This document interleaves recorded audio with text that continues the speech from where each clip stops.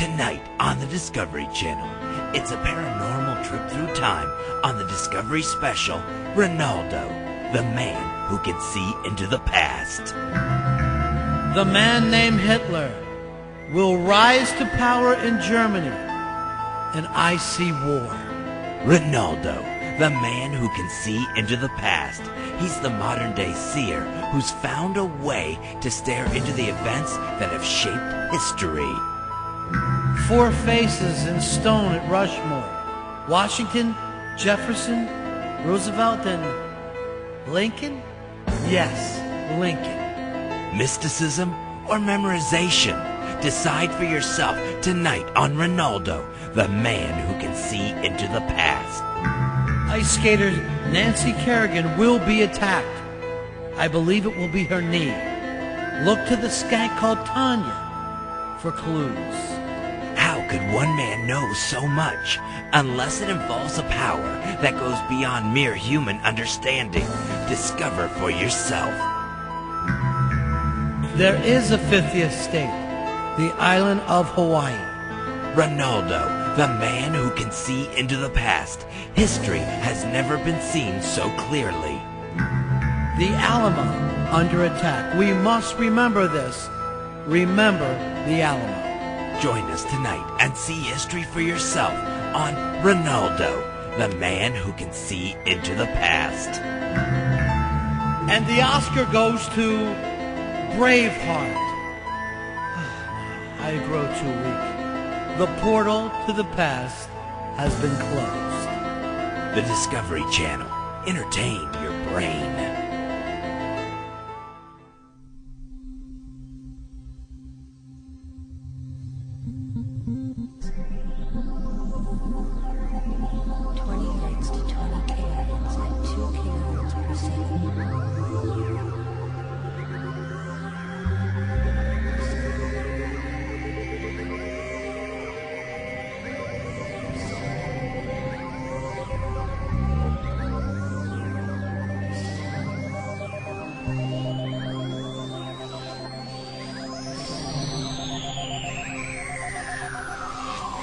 Ezekiel 25:17.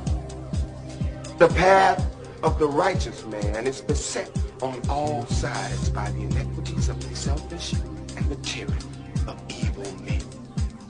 Blessed is he who in the name of charity and goodwill shepherds the weak through the valley of darkness, for he is truly his brother's keeper and the finder of lost children. And I will strike down upon thee with great vengeance and furious anger those who attempt to poison and destroy my brothers. And you will know my name is the Lord when I lay my vengeance upon thee.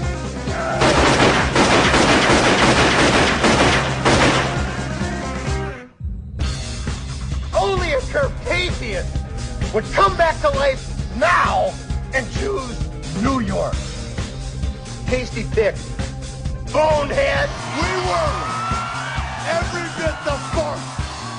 We live, we breathe, we sweat, we paid the price to be the best. Never been about the boys in the office. The boys that have gone out there night in, night out, doing everything they could to be the very best at what they chose to do in their life. Those boys are here tonight. Wow, I must have been away too long because my feelings are dead. I feel no remorse. I only am who I am because I was born that way. I have a gift, and I am trying to not be selfish about it, but to use it. My job consists of basically masking my contempt for the assholes in charge. And at least once a day, retiring to the men's room so I can jerk off while I fantasize about a life that doesn't so closely resemble hell. It's my house, and if you don't like it, get the fuck out. Grab a dog. I choke him, and I kick the shit out of him. And I all day long, I put up a dog's ass. Bang, bang, bang up his ass. That's my pleasure. Go back to bed, America. Your government has figured out how it all transpired. Go back to bed, America. Your government is in control again. Here you go, America. You are free to do as we tell you. You are free to do as we tell you. You are free to do as we tell you. Sometimes shit happens. Someone has to deal with it. And who are you going to call? Oh, you guys like to tell jokes, giggle, and kid around, huh? Giggling like a bunch of young boys from the school. Well, let me tell the joke. And boom goes the dynamite. The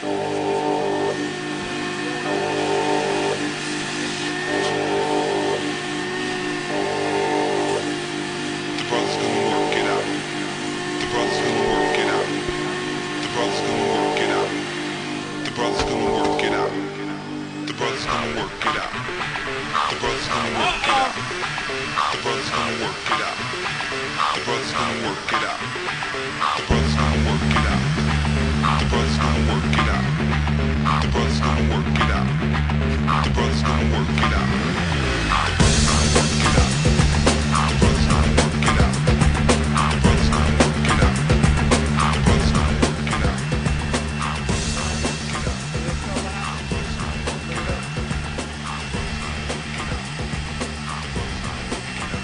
gonna work it out.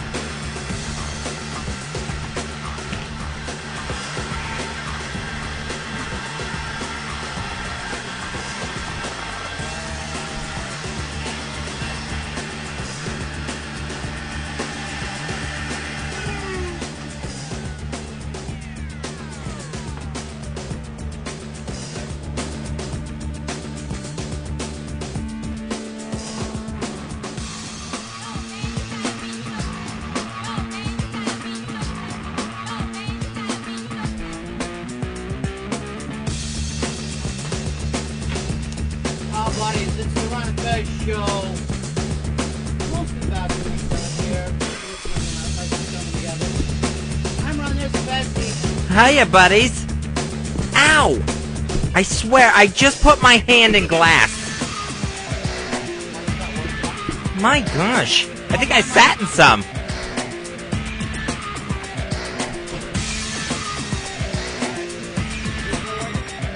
I don't hear Ronnie at all.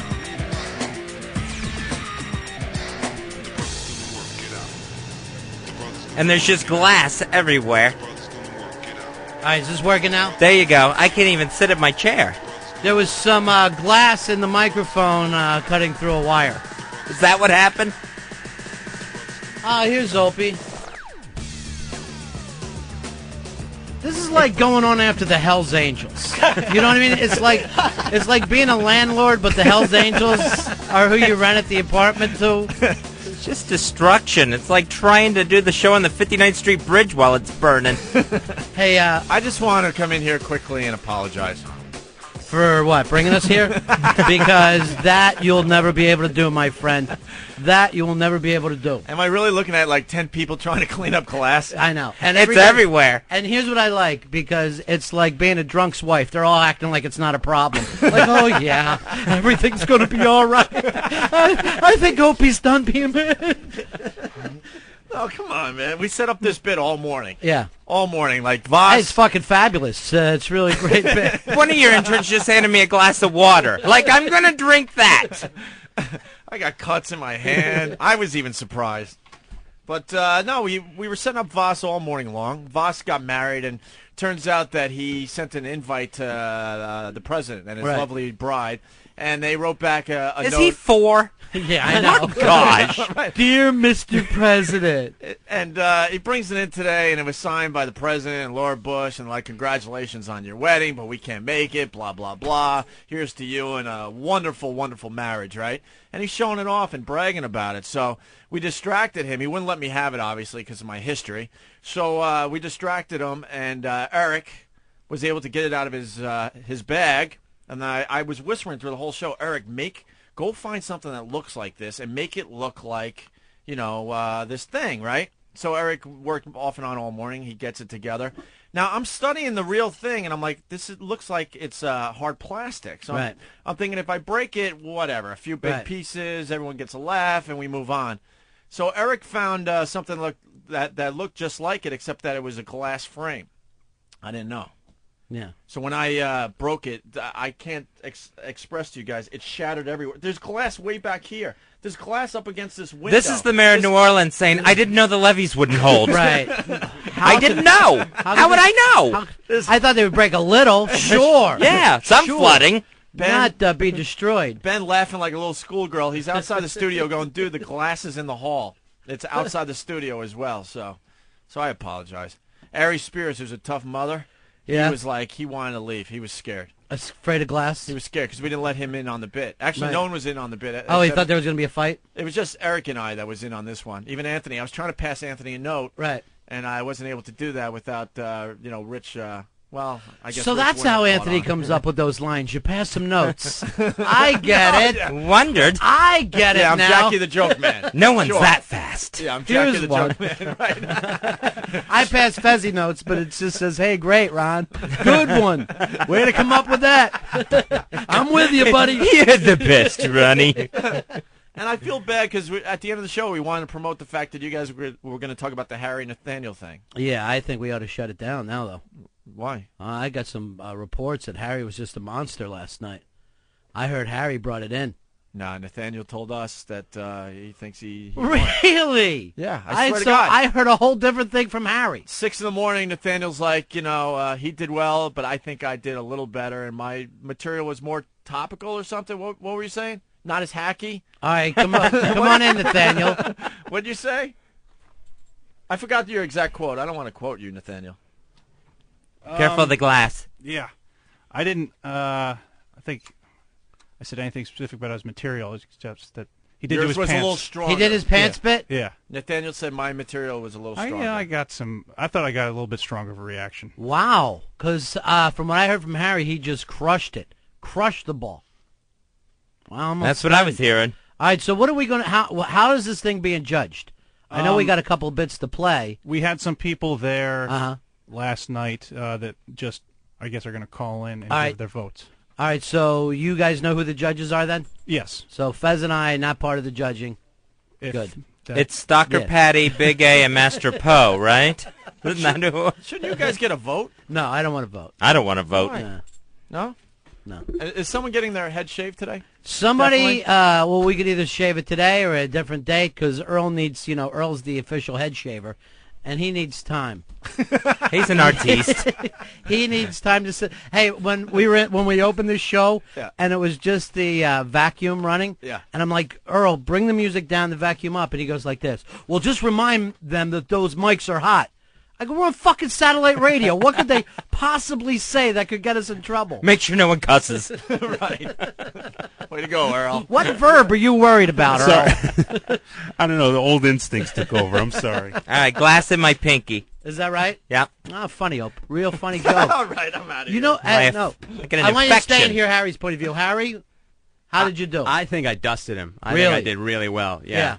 I mean, he and not to take anything away from Thanny, he was very funny, but I think he's a different type of humor. It was very dry, and the room was a little kind of low with energy. You know what I mean? Right. But who do you think comics would be to more? That's who you have judging I think I this, had right? an all-around better comedic set. It was set up better. Who were the judges? Brian Kennedy and Brian Kennedy Victor is who? Hawks, the hosts and bookers of the New Class Clown shows at Caroline, which they do every Tuesday, and they're the ones who book the acts, and also the associate manager. Hold on, I'm trying to find his name. The Associated Press is also. Oh, Helen Thomas. Yeah. Will be So you're UPI. surprised to hear this as I am, Hope, that both of them thought they won? I think Nathaniel won. Yeah. Without even hearing? Yeah, I like his sarcastic humor. He's very Right. dry and sarcastic, and I think anyone that is knows comedy is going to appreciate that. All right. So you feel good with these judges, Nathaniel? You don't feel like this is a setup? They seemed neutral enough. Right. Okay. Good. All right. All right. Thanks, Hope. Sorry, guys. Appreciate it. Really. Tomorrow's the Razor Blade show. I can't wait. It's going to be a lot of fun. I talked to Opie. I said, let's get together soon, have dinner. He goes, what, not going to stand me up like last time?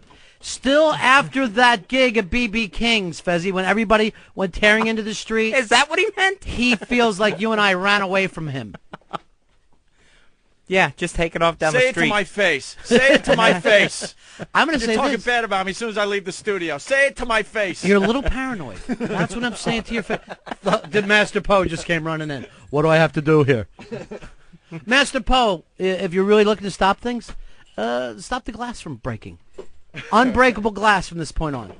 All I'm going to say about the B.B. King's thing is that after the kind of hinted that it would be nice if we all went out to dinner, and next thing I know, everyone went their own ways. Well, we did go to dinner. Yeah, it turns out we all went to Italian restaurants. Right, Why but we couldn't had go to the like same 100 one? people out there, and everybody kind of scattered in their own ways and stuff. Yeah. But I would love to have Fez buy you and I dinner and just make a nice night of it. Oh, that sounds good. Yeah. I would invite Ant, but he's not going to come. He's listening to this in the car. Right. Yeah. Hi, Anthony. What I'm How going are to you? do is Fez get a plate to go. Oh, there you go. Like we used to do for my aunt, where she always had to have a plate to take home with her. We'll have one of those for Anthony for the next day. All right, thanks, Ope. All right. See you, buddy. All right. All right, so I guess a little later on in the show, we'll have we'll play. You have tapes from last night? Yeah, we have some clips of each of us doing our set. And both of you guys are happy with your set, which is good to hear. Now, whose hair's on the line? Fez's hair's on the line. Your hair's on the line. If I lose, which I don't think will happen, Fez and I would both end up shaving our heads. Would you move it over now to your eyebrows if you feel that? I mean, you've done it now. Now you feel strong. You can still let me off the hook. Your friend. You never know is the thing. I feel like I took it clean, but it's not the first time I would have been robbed at a comedy competition. Wow, so now it's back to robbed or not. So Well, if I Fan think wins, you're robbed. Well, yeah, to me, that's what it seems like. And All right, it would be the pulling of the trunks. Fan, who's got their hair on the line with your gang? I believe me, E-Rock, and Danny. Danny. All right, so that's 3 heads versus 2. Yeah, how'd that happen? I don't know. I have a much bigger head. We'll throw Earl in. Earl will shave his head if he has to.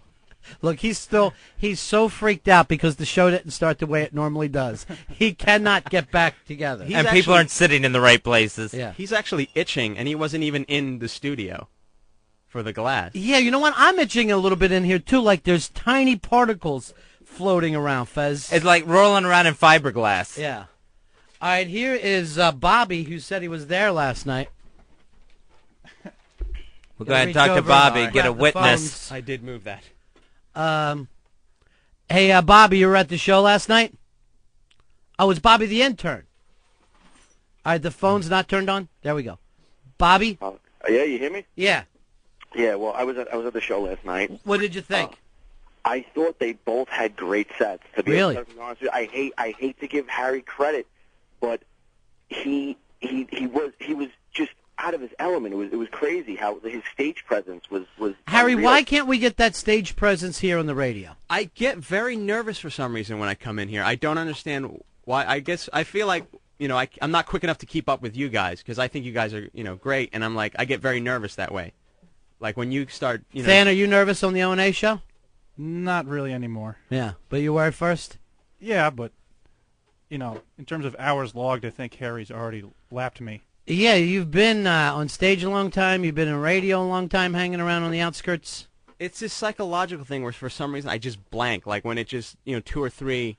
Would you say radio not for you?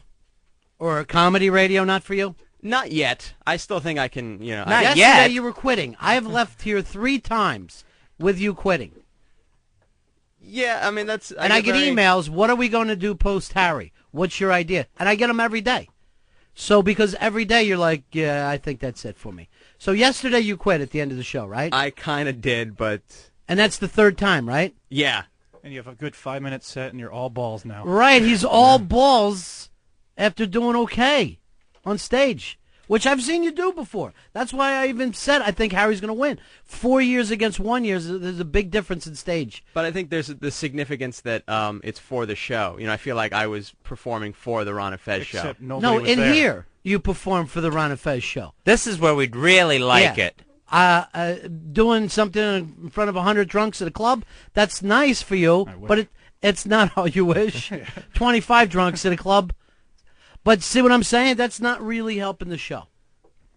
Yeah, I'm gonna try to pick it up now and maybe carry this momentum because I think I. You want to help the show? Yeah. What happened to that I quit yesterday bit that you That did? That's when I felt like I get very emotional and psychological. You know, I just felt like there was no way. You know, I don't know. Psychologically, I'm very and now you're all pessimistic. Yeah, but now that's not going to happen again because you had a good set last night. I think I can use this momentum and turn it around. Is what I'm saying. And keep this positive. I'm going to try to keep this positive energy. Oh, you try to come off as so psychologically deep. All right. I guess we'll get to this about noon. Does that sound good for you guys? Cool. About noon, and heads are on the line, Fezzy. Including my own hair. Yeah. He had a chance to take it back to his eyebrows. Yeah, I know. But no. Yeah, there's the momentum that he has. All right, so you guys have the names. I want Than and Danny and E-Rock all to be comfortable with the names before we do this. I don't know these guys. Do you, Fez? No, I don't know any of them. Did I meet the one guy from Caroline's? I'm not sure. I met somebody from Caroline's, so... But they're all at least biased. Unbiased, I mean. They're all at least biased. I don't know them. Yeah. Let me check with Hawk. Hawk, you feel good about these names? Does this seem fair to you? I don't know any of them, so we're going to have to blind trust faith, Harry? I guess, yeah. That's a mistake. I had the feeling a day ago they all had Arabic names. You know the last time I trusted Harry? When's that? 9/10. Oh. 9/10. From that day forward, not a moment amount of trust. That was a nice Monday. Yeah. But didn't I call you in advance to let you know? No, you didn't. Oh, this is the new Harry. Yeah. I like it. See? Going with the bit. Going with the bit, Harry. That's good. All right. Hey, Don, you're on Ron and Fez. How are you, buddy? Pretty good. How you doing, buddy? Cool.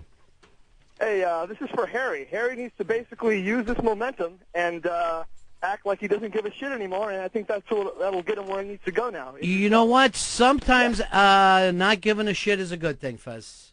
Comedically. Well, I always felt he never gave a shit. No, he should give a shit as a producer. Oh, I get it. Whenever he grabs a mic, he shouldn't care. I swear 3 times he's like, yeah, I'm done. Just doesn't feel right. And then I come in here the next day and he's here. Oh, acting like, yeah, here's the football scores. Right, I know. Got your water. Yeah, got your water. Hope that's good. Should be tasty. Studio should be set up. I'm not sure. Another piece of glass. That's the ring finger now. 8 to go. 8 to go. Wow, should we went and had dinner with him? Yeah, I never thought. Me neither. Actually, it was one of those things where I turned around before, and I didn't realize we had been separated. Yeah, because there was like 100 people in the street. And the next thing I know, we can't find Ope. And leaving through the kitchen, getting turned around in that labyrinth. Right. And coming out on a whole different street. I had no idea where I was. And 4 or 5 weeks later, he's still bringing it up. Like we stood him up. Yeah. I was trying to think of when it was that happened. I didn't know it was B.B. King's. Yeah. Can I just say this? What's that? Ant must walk on eggshells. Oh. He must constantly be thinking, is that the right thing? Right. That's why he's staying in his house. What kind of mood's he in today? Just not worth it to come out. Right. That's true. There's just going to be trouble. That could be the problem. Why risk doing something wrong? All right, no more Harry calls for me. I see them all up there, but it exhausts me, Fezzy. It just exhausts me. Just let me know when I can get back in my regular seat. You don't feel good over there? I hate it over here. Why? Because it's different? It's totally different. You seem like a million miles away. I feel like I'm shouting to you across the canyon. Right. Any death dreams for you last night, Fez? No dreams last night. I had a dream about you. Oh, what'd you have a dream about? I'm at your grave. What? And this is a true story. I wish it wasn't. I'm at your grave, and I think it was your voice going, I think I'm still alive. And I'm now worrying that we're going to bury you alive. At that point, I am still alive. Fez has had how many dreams altogether now? 7 death dreams? 7 altogether. And the date, October 23rd. That's never varied. Right. In the death dreams. That's always been there. And anytime in my dreams, anytime I think like I'm getting out of it or something like that, yeah, someone comes along and reassures me that I will die that day. There's no getting out of it. I've had my father do that. I've had a small Asian woman appear in my dreams doing that. I've had Stalker Patty in my dreams saying that. Having Stalker Patty in my dream would be the most frightening thing ever. Was it a sex dream? No, it wasn't a sex dream. It was just like, well, he's gone. He's going to die. Nothing we can do about it. She was like the voice of reason to anyone else that might have been upset. Right. We just have to, go with this. He knows he's going to die. It's over. So very odd. All right, hold on. Here's Brian. Brian, you're on Ron and Fez. How are you? Brian, you're on the air, buddy. Yeah, how you guys doing? Good. Yeah, first time calling. Like your show. It's pretty good. Thanks. Just heard Fezzy say something about trying to escape the labyrinth. I was wondering what the hell a labyrinth is. Isn't it labyrinth? Punch it out. I'd see it. Yeah, you added a few extra syllables there, Fez. Oh, like it was subliminal. Yeah. You were playing. I know a lot of words.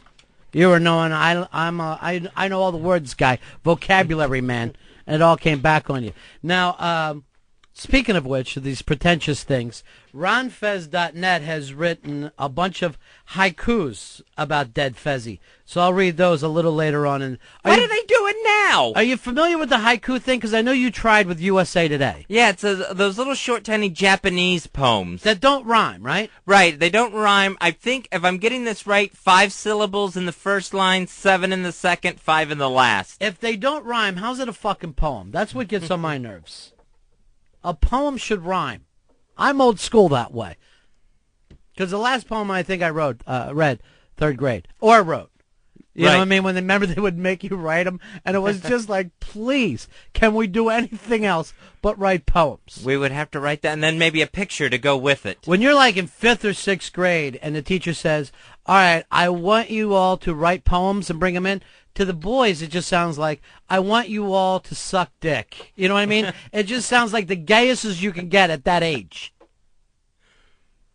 So, they wrote a bunch of haikus, and we got to make sure, I asked Harry about this to make sure Kathleen from the Bronx is in. Because she's always the best at that. She's published. RonFez.net just really getting the most out of my death here with their countdown clock. Well, how many websites would do haikus? It's just, it can't be the hippest amount of people. By the way, they're having a party tonight that we're going to go out and hang out with them if you'd like to join us. Yeah, that's going to be at the Red Rock West Saloon.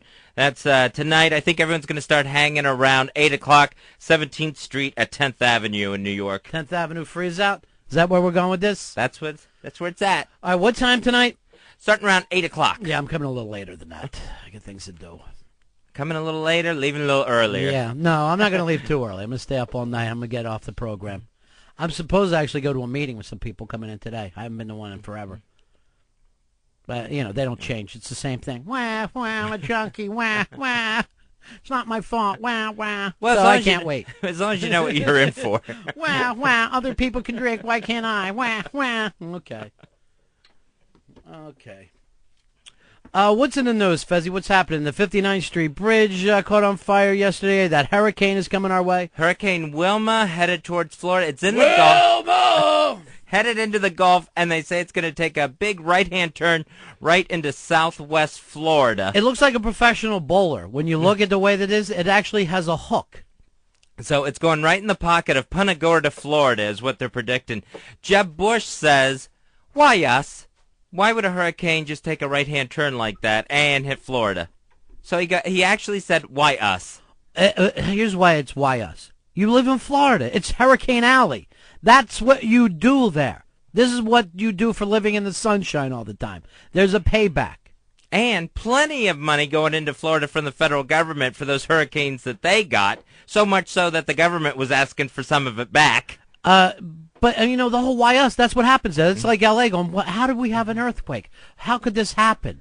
I like it when it gets down to the point of a governor shaking his fist at God. Why us? What have we done? Is it gay days at Disney? Are you still mad at that, Lord? Because they'll try to stop it. Yeah. They will. Now, here's what I'm wondering, too. Is the president going to go to Colorado or wherever last time like he did for the last hurricane? Is that the new thing that now he goes to Hurricane Central to prepare? Oh, yeah, where he's got to check out the FEMA headquarters and basically NORAD. Yeah. Because a disaster's coming. So he did that for the last one because he slept through the one before that. He slept through Katrina. So for the next one, he had to act like he was part of the hurricane relief. Now is he stuck with that gimmick for the next 3 years? I think he has to. I think he has to show up at everything. I just breathed in a tiny little piece of glass. Oh, that's going to happen. Can glass float? Oh, it's in the air. It's some of these pieces are so small. Yeah, it's totally air particles now. Danny, you're rubbing glass out of your hands? Yeah, a little bit. Yeah. A little bit. Nobody rub their eyes because it's going to go right in your eyeball. I'm telling you, I would complain, but Opie acts like we blew him off 5 weeks ago. Do you guys have to walk on eggshells with him all the time? Is there social faux pas that you can make? I got to come up with something like a fruit basket, Fez, or get a hold of Stalker Patty and get a bunch of those chocolates. Something. Have a nice little peace offering or something. How does Anthony deal? Maybe that's it. Maybe it's fruit baskets every day. You know what I would do? I would always have a couple of presents in my bag. Oh yeah, I forgot to tell you I got this for you. Just little thoughtful things. Yeah. Like, hey, I was in the store, I saw this DVD I thought you might like. Just little things like that. Hey, you buy me DVDs all the time, you prick. Is that why you do that? That's the only reason. That was the only gift I could think of. No, you think I'm going to give Ron a DVD and keep him happy for 2 days. Earl, you give me DVDs, but the free ones you get, right? Yep. Fez, thank you, Earl. Fez actually puts bows on his. When I get a present from Fez, it comes in like one of those little girl bags that has the extra paper in it. Just those nondescript gift bags that don't have any occasion on them. How did you learn that? You're one of the few guys I know that knows how to wrap gifts or what's appropriate. That was from my sister. My sister always does like at Christmas time, she'll do a theme to her gift wrapping. Yeah. Where it's the same paper, it's the same colors. That sort of thing. Here's the thing. I got sisters. I just never picked up on it. How did you pick up on it? That's what I don't understand. Just watching her. Yeah. And getting yelled at for just... Watching her bathe? Like when I would have to wrap presents and they were just a mess. All right, there's the hurricane. There it is. It looks like it's in between Cuba and Mexico now. No way would you think it's going to make that strong pull under the Gulf Coast, but that's where it's heading. Yeah, if it could slip in there between the Yucatan Peninsula and Cuba, then you would think it would just head straight up towards New Orleans. But I guess the spin it has. It basically has a spin like a curveball. Yeah, and out of nowhere, this thing goes from being like a weak storm, maybe it'll form into a hurricane, Category 5, 175-mile-an-hour winds. That's how they go every time. That's exactly the way that it moves, you know. They don't start as a big hurricane, and they never go in a straight line. So why is he shocked by that? What's he shocked about? Why us? Why us? We're Florida. Why, Lord? Florida being hit by a hurricane couldn't happen. You get 4 or 5 of them a year, don't you? Louisiana, Mississippi, they deserved it. Right. Why us? Why Florida? We tried to do good work. He actually said, how many blacks do you think we have here? Why should we get the hurricane? Earl, I don't know how you deal with it. I don't know how you deal in this world. He's in no mood to talk today. No, he's all thrown off. And I'm all right. You're thrown off because the show started with a vacuum cleaner. The show started with a vacuum cleaner, so you're thrown off. Fez was in the wrong chair. He's thrown off. No, it's just Harry, curveballs. You know, Harry has a good set last night, so he's walking around here like the cock of the walk. I'm in Earth 2. Everything is flip-flopped. Fez and Earl don't feel good about themselves, and Harry's walking around like he's Sergeant Carter. Chasing Gomer Pyle. Harry doesn't even have his big pit sweat stains today, which is very odd. The 59th Street Bridge did catch on fire yesterday. That, of course, it turned out it was the guys sandblasting, cleaning the lead paint off of the 59th Street Bridge. So, and I guess that big canopy, that big bridge condom they had on there, is so that when they spray the lead paint off of the thing, the particles don't go out in the air. It's supposed to catch everything. Oh, is that it? So that's the reason for the big canopy. And I guess while they were sandblasting, something caught on fire. Yeah. And that canopy started melting. I get back to Roosevelt Island, and the retards at my building are just waiting for anyone who walks in so they can tell the story. And, of course, totally wrong. Do they know what time King Tard ends the show and heads back to Row I? They were all in the lobby. It must have been the biggest thing in years for their lives. Yeah, I'm sure. And they're telling me, a car caught on fire. Car caught on fire. Where's it snowing? I'm looking up here. Summit County, Colorado. Wow. Colorado. Why them? Why should Colorado, they're in the Rockies, why should they get snow? Because it's screaming, why us? Why us? Hey, Earl, I thought you would be in a good mood today with Joe Torre staying with your Yankees. Because I think it was about even money the boss was going to launch him, but staying, right? Oh, absolutely. Everyone's has this attitude like he was going, he's doing this, he's doing that. You didn't believe it for a second? He had 2 years left. He has 2 years left on a contract worth $13 million. No one I'd in like there. to get a job like that. No one in there. I'm sorry. Go ahead. You thought he was going to. The people were acting like he was going to quit. Yeah, the New York press was just awful. Like he's going somewhere and it's over and this and that. And there's this great waiting game. It's a long season. The guy took a week off, and then he came back to. And his attitude was like, what's going on? He goes, I got 2 years left on my contract. I'm going to fulfill no one is walking away from $13 million. Yeah, why would anyone get up if there's $13 million on the table? Why would anybody get up and go, you know what, I'm going to spend my retirement with $13 million less than I could? Yeah, and the Yankees, as much money as they make, they're not going to pay somebody $13 million not only to go away. He has a job before the ink is dry, and he'll come back and beat you. So why are you going to pay $13 million for that? Yeah, it's true. All right, good one, Earl. Good one. Big game tonight, right? Game 6, Cardinals, Astros in beautiful St. Louis. Radio Psychic. What's your radio psychic pick, man? I like the Cardinals. I think that the game the other night just absolutely destroyed Houston. Yeah. They were so close. Incredibly close. They were basically a strike away from going to the World Series, and then just the whole house of cards came down. All right. So you like him in Game 7 too?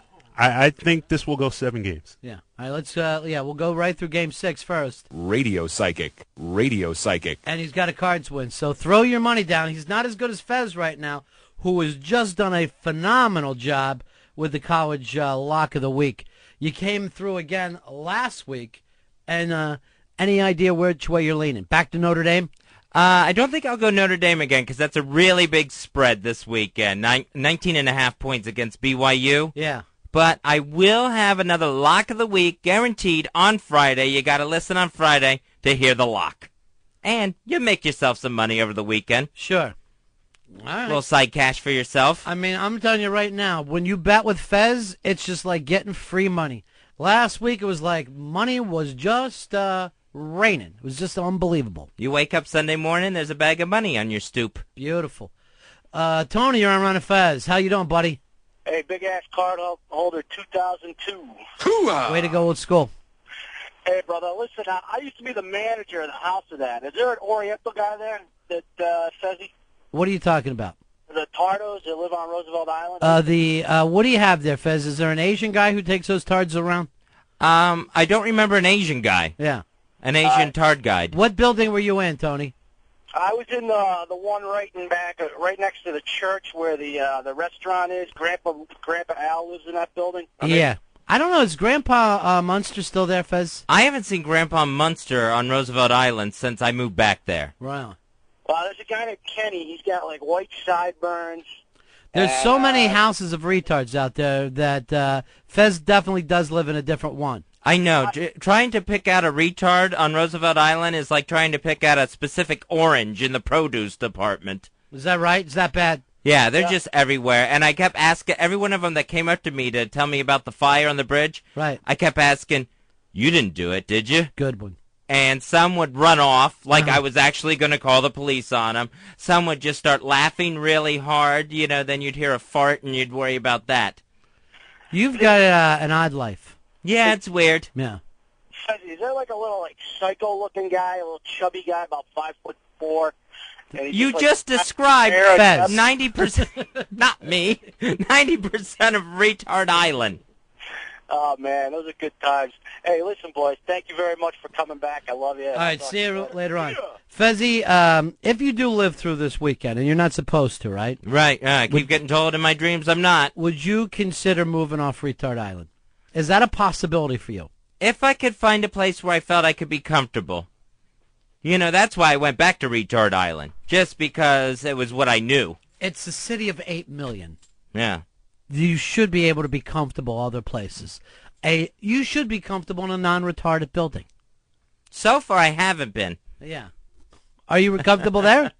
Are you happy there? I'm comfortable. All right, then don't look comfortable. But, I probably should look around. Why? Well, today I'm walking to the subway, and I see the tram stuck again. The cable car stuck over the East River again. Like, what, second time in a month? Yeah.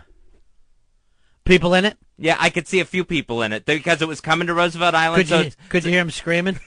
So the other, not with my ears covered. Which means there was another full tram car on the other side. Yeah, that was over the city, like over, First Avenue. Call me. I'll run down the First Avenue and throw rocks. So, and I even asked some of the MTA guys, I go, are they working on that or is it stuck? And they're like, oh, yeah, it's stuck. Yeah, not a good thing. All right, we're going to party tonight a little bit with some of our friends from ronfez.net. Fezzy, where are we going? We're going to Red Rock West Saloon. That is on 17th Street at 10th Avenue. Partying with the ronfez.net people starting around 8. Now, this is that bar that never closes, right? Right. What time are we expected to where it won't look awkward if I leave? I think we Quarter to 9? Yeah, we get out of there 8:45. I think that's totally appropriate. Yeah. Because to me, hanging out with these people is my version of living on Retard Island. It's the same exact thing. Well, the nice thing is, so drunk, so fast. Right. So if it starts at 8:45, 3 sheets to the wind, and we're out of there, and no one even notices. By that time is when Eastside Dave starts hugging me real hard and yelling, "You're the mayor. You're the mayor." Earl, you down with this? You going? Yeah, I'm coming. What about Harry? Harry the funny man. Is Harry going? Yeah, I'll be stopping by. Oh, promise me you'll do a set. Yeah. I can't believe you did the pants bit. Dropping it. Well, I kind of wanted. I didn't want to do it, but I almost felt like I had to see if it worked to prove that it worked, and I think it went over well. You always do. Hey, Seth, you're on Ron and Fez. Hey, Ron and Fez, how's it going, man? Yeah. I just want to thank Earl for picking the Cardinals, man. I guarantee the Astros will win tonight. You a big Stros fan? Oh, yeah, man. I'm here in Houston. Weather's great. Astros kind of fell apart on us the other night, but I think we'll take them tonight. All right, man. Yeah, we'll play the game and see. You always hurt people's feelings when you make a pick, but you got to do it, Fez. You got to do it, Earl. Yeah, you got to. Series always have that defining moment when things turn. Yeah. I mean, if you couldn't put them away at home with your guy, I mean, you got to do it at home. You got to do it at home, and Brad Lidge broke the cardinal rule, no pun intended, of closers. He got beat with his third best pitch. Yeah. If you're going to get beat with your best pitch, and I think it's just that defining moment that turns it could turn a series around. All right, what's the Pat Tillman situation now, Fez? I saw that in the news yesterday. Pat Tillman's parents talking to the Washington Post and saying that it's really just basically disgusting the way the government tried to cover up the investigation into his death. And what they're mostly disgusted with is the fact that they tried to turn it into he was heroic, he was in a firefight against the Afghanis, right, and against the Taliban, and was killed that way, when it turns out that he was killed by his own troops. Yeah, friendly fire, which doesn't take away anything from the guy's service. No one said it was done on purpose. But when you're using that at all the NFL games, the truth should be out there. And where's the NFL going, look, we reported the story as one way, and here's the way it actually happened. And Tillman's parents totally disgusted by the fact that his name, his memory was used to try to bolster patriotic response out of it, to try to jerk everyone's chain into saying, you know what, this is an honorable thing going on, and to honor Pat Tillman, this war must continue. Right. So they're really disgusted that their son got used. Yeah, sure. Maybe we just pick a really good restaurant to take Opie out to. That would be the best. We just go way uptown on them. Right. We go way uptown. 7 courses. Yeah. What about in Lanes? Classy place. Not a bad idea. Not a bad idea. That may be the way to go. Yeah. Always a deal breaker. That might be the strong move. Yeah, I think a regular meal is just going to feel like a Band-Aid. All right. You got that credit card of yours too, right, Fez? Well, I don't think we should use my credit card. It's a great idea. Your credit card, and then we'll all get together later. work it out. We'll all come up with our own. Well, I'm saving, for a rainy day. So, I mean, if I had it, I'd give it to you. Every day's a rainy day on Retard Island. You're saving for a rainy life. And does anyone have any, like a pair of those tweezers? Now the glass is in the palm of my hand. I feel something in my eyebrows. Oh, be careful. Don't get it in your eye. Why? Because then, we'll have to take you. It's like laser surgery. You just rub a little glass through your eye. You can see perfectly after that. Then we have to take you to the hospital. Are you turning that way? Seriously. Are you turning that way? Isn't it a happier way to live? It is. Steve, you're on Ron and Fez. Hey, Ron and Fez, how y'all doing? Hey, Stevie. Hey, Earl, I want to thank you for picking the cards, man, but at least I know it's not a Fez pick. I think it'll come true, man. First of all, Fez, I can't remember the last time one of his picks did not come true. Have you been listening to my locks of the week? You are up, my friend. You are up making money on college football. Is that right? Yeah. All right, buddy. You're strong right now. Well, I got to warn everyone. Towards the end of the year, I picked Cleveland over Chicago. Yeah, you've made plenty of bad picks with baseball. I picked the Yankees over the Angels. Mm-hmm. Right. And so I'm not exactly the barometer right now. You're Earth to Larry Boa. Larry Boa, all his stuff, I believe, came through. Although I believe he was big into the Cardinals, wasn't he? He picked in the American League, he picked Chicago. Yeah. He liked Chicago and Anaheim, but Chicago beat Anaheim. Right. But I can't remember what he said as far as the LCS. But right. He did like Chicago because they played a lot of good defense, strong pitching, and he liked the Cardinals, good defense, strong pitching. Nice. All right.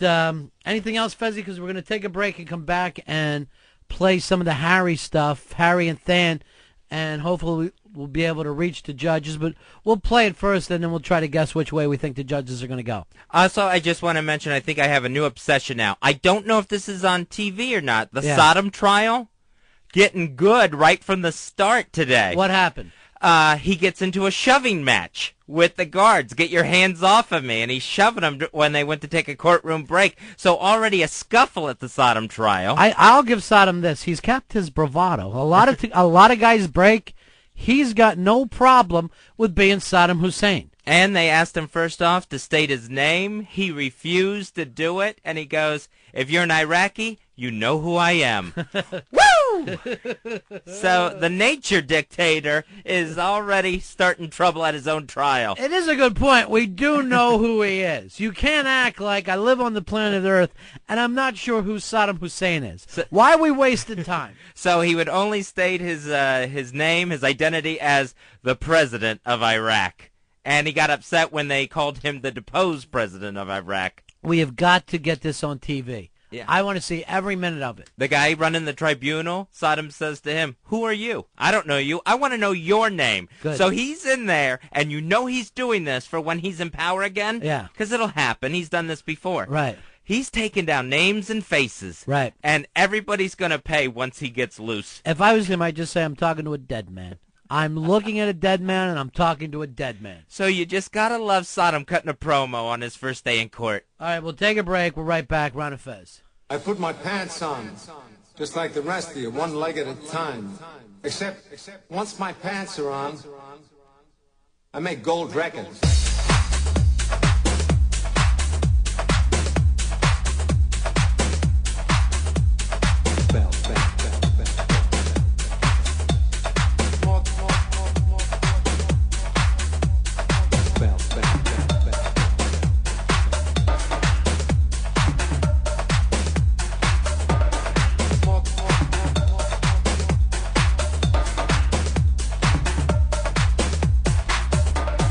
Fellas, it was sounding great, except I could have used a little more cowbell.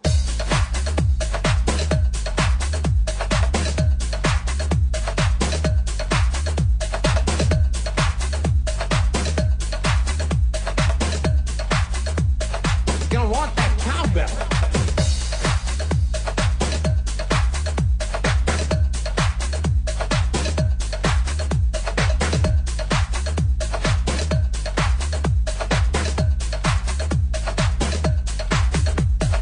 Really explores the studio space.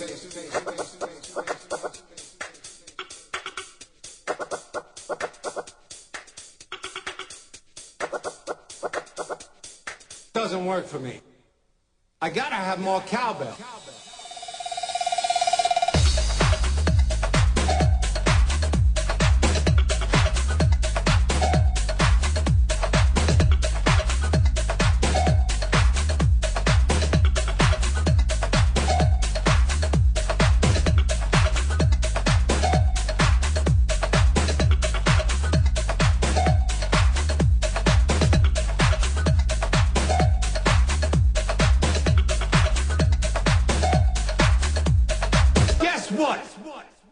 I got a fever, and the only prescription is more cowbell.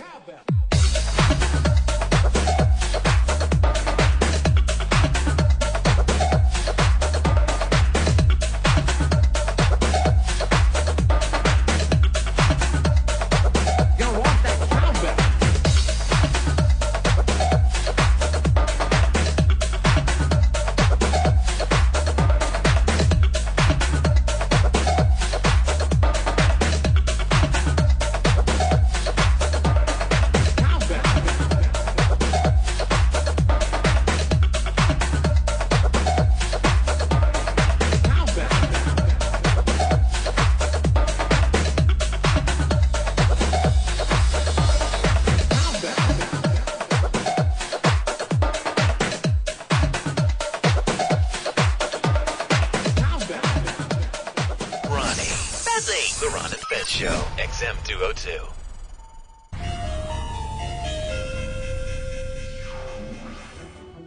Hi, we're XM satellite radio personalities Ron and Fez. We hope you're enjoying the wide variety of programming that XM satellite radio provides. But XM isn't done yet, and we'd like to give you a sneak listen at some of the exciting new channels coming soon to XM satellite radio.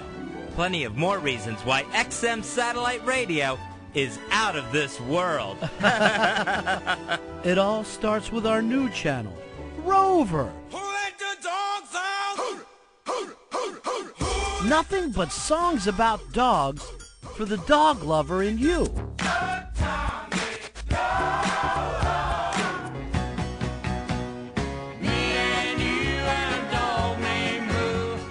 Rover, man's best friend on XM satellite radio.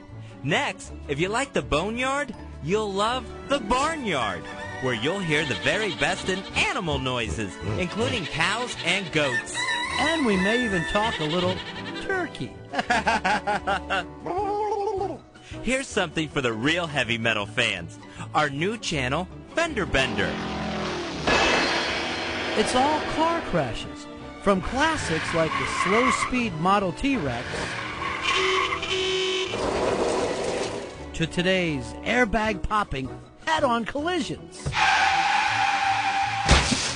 Then end your day with XM's new channel from America's oldest teenager on Dick Clark's Nap.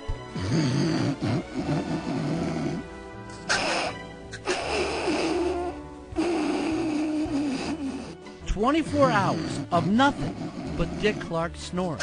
Oh, that's making me sleepy. Well, I better get this little guy to bed. We hope you enjoyed this preview of what's coming soon to XM. And stay tuned for when we announce even more great additions to the XM family. And remember, at XM Satellite Radio, you can never be too specific. Monday, October 31st, join Opie and Anthony and celebrate 1 year of mischief, mayhem, and monster reign. Holy shit!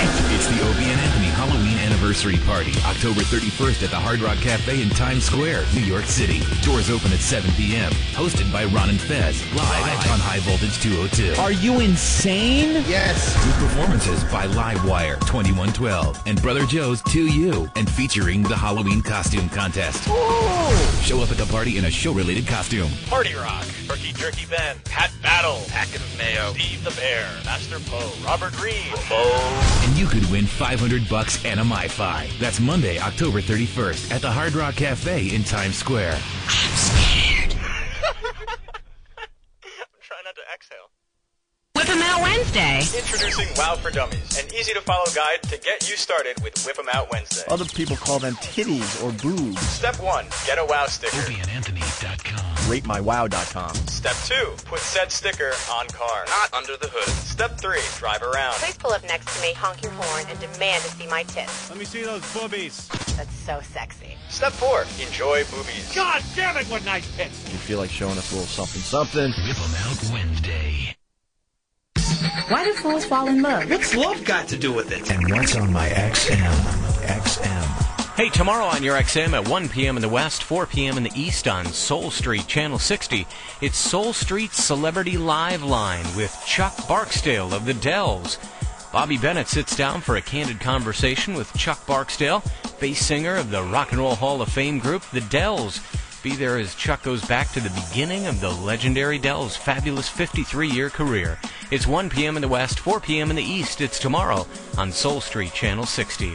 Then at 5 p.m. Pacific, 8 p.m. Eastern on Watercolors, Channel 71, it's world premiere number 51, Rick Braun's Yours Truly. Trumpeter Rick Braun gives some of his favorite tunes a brass twist and a rebirth of rock, funk, love themes, and even a top 40 waltz. Join Watercolors as Rick Braun hosts the exclusive world premiere of his new album, Yours Truly. It's tomorrow, 5 p.m. West, 8 p.m. East on Watercolors, Channel 71. And tomorrow night, 8 p.m. Pacific, 11 p.m. Eastern on XM Classics, Channel 110, it's the Exploring Music Series, Maiden Voyages. XM Classics taking a maiden voyage to exploring the symphonic form and the first efforts of great composers. Hey, now this is radio to the power of X, and it's just a small sample of what you'll hear on XM. In the year 2025, due to a massive climate change and constant encouragement from special ed teachers, special needs citizens of every continent were able to take over the planet. If retards ruled the world. All right, listen, everybody. We are now the boss of you. We are now handicapable. I cannot believe this. I can't believe that retards have taken over the world. Keep your voice down. With no one in charge of their diets, these retards are so loaded up on Twizzlers and snow cone syrup that their superhuman strength could go off at any moment. Hey, you there. You stop right there, mister. Where's your uniform? What uniform? He means your checkered pants and an extra small t-shirt with a kitten iron-on. We all have to wear them now. You're in big trouble. I'm telling on you. Take your filthy paws off me, you damn dirty retard. You're mean. You're just mean. And you're not my friend anymore. I told you not to get these retards upset. Big fucking deal. What's this retard going to do to me? You say, I show you. I show you. Wait a minute. What's he doing? I warned you. Oh, God. He's eating in front of me. What? What is that? It's tapioca butter. I thought about my chin. It's so disgusting. Make him stop. Make him stop. It's a bad house. A bad house. If retards ruled the world. Good. No good. Good. I like the bun. How could I be the man when jiggled? One breath away and there you will be. Bon Jovi fan since day one. And carefree. That's the Ron Hall genius. You will see. Yeah, I like girls better than you boys. In time. So go. I used to actually watch Rainbow Bright. Look, she was hot in that little skirt and the belt. Away into that way back when. I didn't feel anything. I have no pain whatsoever in my stomach, my ribs, or anything like that. I'm on the pants! I eat my own poo. He'd always storm in the room and kick everything over and call me a faggot. I don't know what. I guess I just look like a faggot. You know what a faggot's son? Oh, that's easy. He's a big fag. If a woman would have done that to me, I would have kicked her right in the seat. You ever did that to me, I'd pop out your eye and skull after you. I drink my own tea. By the way, how's Uncle Fester doing?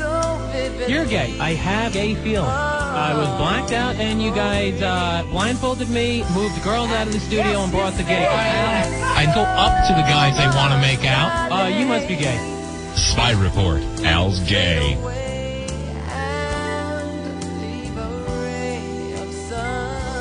I hate that Kenny Allen kid. No! Wait! I'm the one who says things.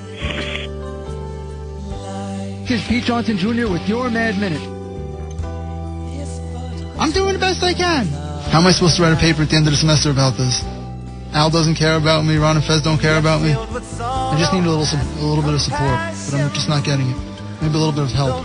I'm really trying. I'm doing the best I can. I just went on this internship to learn, and I'm getting nothing out of it. And I'm your announcer, Mikey D. Oh no. Oh no. Oh no. Oh no. Oh no.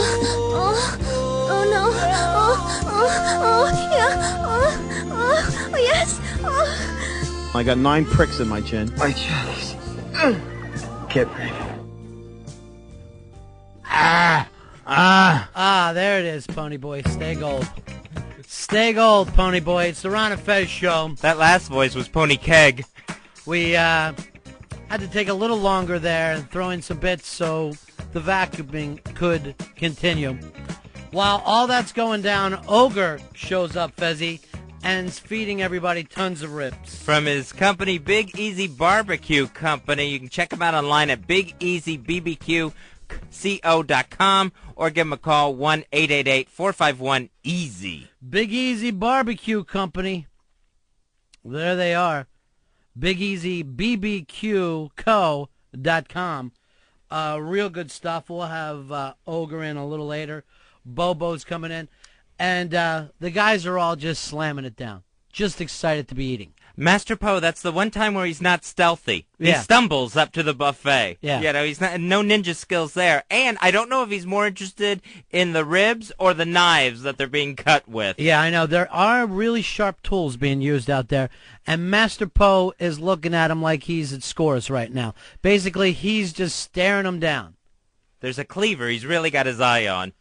All right, so we said we would play some clips of Harry versus Than last night. Harry told me big win, and I thought, wow, all right, that's done. Than told me he believes he won the thing. So getting two conflicting stories. Ron and I, of course, not there for the comedy showdown. Yeah, not there at all, Fezzy, because, well, we didn't have to be. That's the beauty of it. That's the way I took it. So that'll be coming up in a little bit. By the way, I want those haikus too, Harry. Than, you still feel strong about this? Yeah, absolutely. How do you like the ribs? You guys just keep giving, you know? I know we do. And you don't eat like that with those two skinny guys in the morning, do you? No, they've all moved on to something less fun. Right. You missed all the eating and drinking. They still have the chicks. But they forget the whole trifecta, Fezzy. You're not going to get by without 10 slabs of ribs coming in.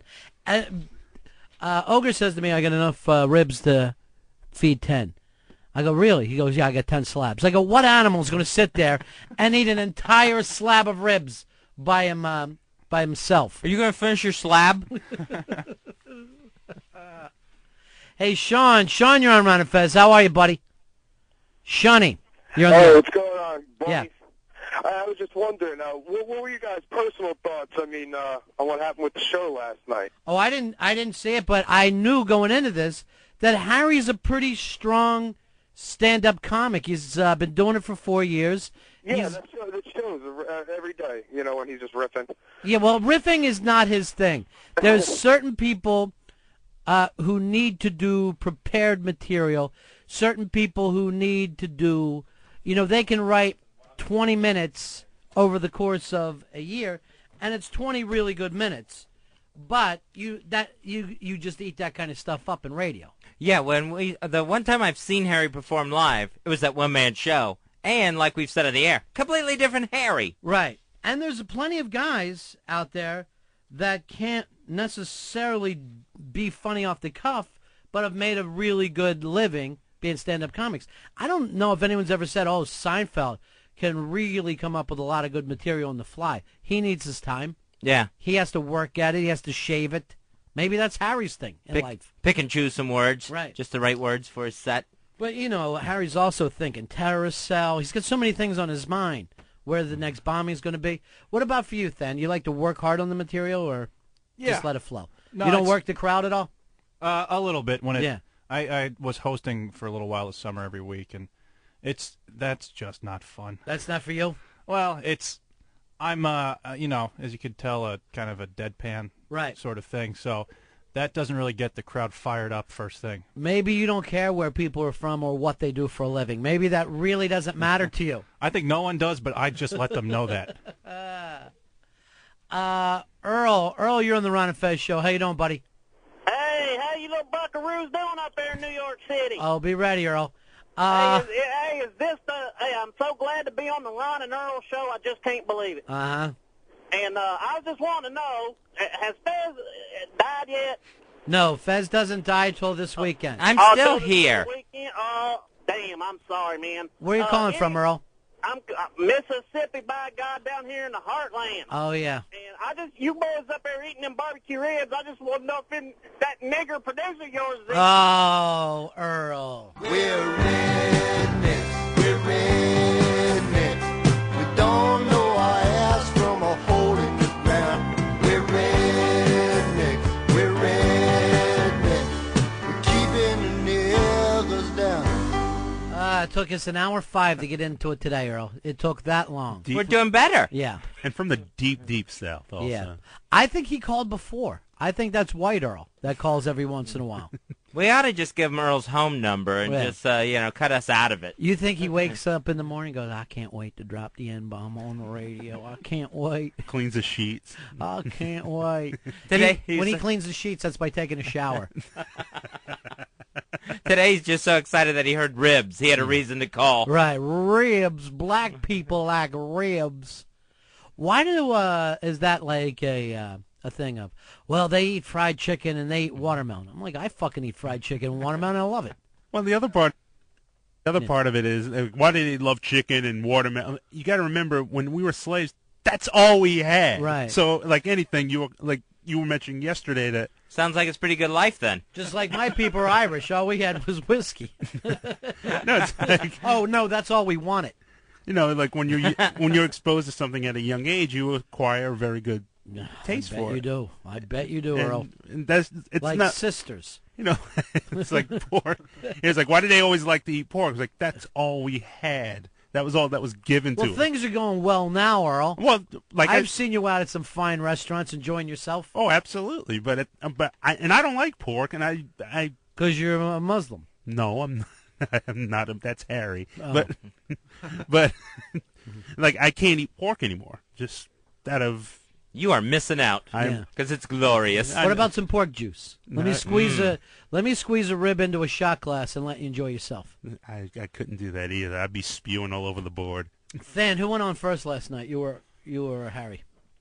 I did. I lost the coin toss. Ah, a little coin toss action going on. So Harry felt the momentum right there. Now, I got an email from Wiki during the show today that said, whoever loses, can we shave their heads Halloween night at the gig? You got any problem with that? That's fine. Yeah. No, I mean, you'll probably have to clear it by Harry, but... Right. Well, sure we don't. Fez, is that all right? Yeah. At the Halloween gig? Let's do this, Fez. If Harry loses, you shave your eyebrows. And keep my hair. I might have to do that anyway because you have glass in them. Just to get it out of there. Yeah. All right, Harry, you got these things ready to be played now? All right, wait a minute. You changing the TV? What's going on? Oh, there's Sodom in a big playpen, and it looks like... this is earlier today. We're not getting it live, huh? Right, because they're so far ahead of us time-wise. Yeah. And socially. I got to say this about Sodom. He looks like $1 million. He really looks good. And the reason why you have to ask, are you Saddam Hussein? They all look like Saddam Hussein to me. I've never seen an Iraqi yet who doesn't look exactly like Saddam Hussein. And don't forget, when the war started, we had to worry about the 12 different lookalikes. Right. And that's his gang of 7 behind him. They're also on trial Oh, at I the didn't same know time. that. They're in a whole different playpen. Yeah. So they're all together with him. That's got to be weird. The no tie look, I think it makes I like him look it. confident. I like it. I mean, he's dressed up with the suit jacket, but with the tie, he's saying, "But it's after 5. I'm having a drink right now with my friends." And I like how he's only gray in one part of his beard, but the hair stays completely black. He's got to be in his 60s, right? Totally, yeah. Totally in his 60s. The Red Cross can't possibly be getting him hair dye. Yeah. Here is Todd. Todd, you're on Ron and Fez. How you doing, buddy? All right, how are you? Good. I just had a question for Earl. A little bit ago in your discussion, you talked about Earl was explaining why you like chicken and watermelon. Yeah. And during that conversation, he said that back when we were slaves, we acquired that taste as a child. Right. And I just wondered when exactly Earl was. When Earl was a slave is when he worked for Infinity Broadcasting in New York City. He just recently left the plantation. He meant his people. Yeah, not we literally, just like we as a people. Yeah, like you never say we Americans, we did this and we did that. Of course, everybody does that. And we say we Americans, we really never, are talking about the slaves. We don't mean them. We still have. I still think we as a people have not really dealt with it. You know why? Plymouth Rock landed on you, Earl. Oh, of course. It landed on you. And it's not that big. So really, at most, all it could do is maybe break a toe. All right, we have these things ready to run, Fez? That's what I'm told. They're running from in there with Earl? I thought. Yeah, we have them here. Oh, okay. All right, who's first, Earl, in this, Dan? Yes, this is Nathaniel's opening sequence. All right, let's take a listen. Guys, we're going to keep the show right on going. This next guy, you've seen him on the radio show, the very popular radio show, the Opie and Anthony Show. You've heard him on there. Ladies and gentlemen, Nathaniel Bryan. Come on, keep it going forward!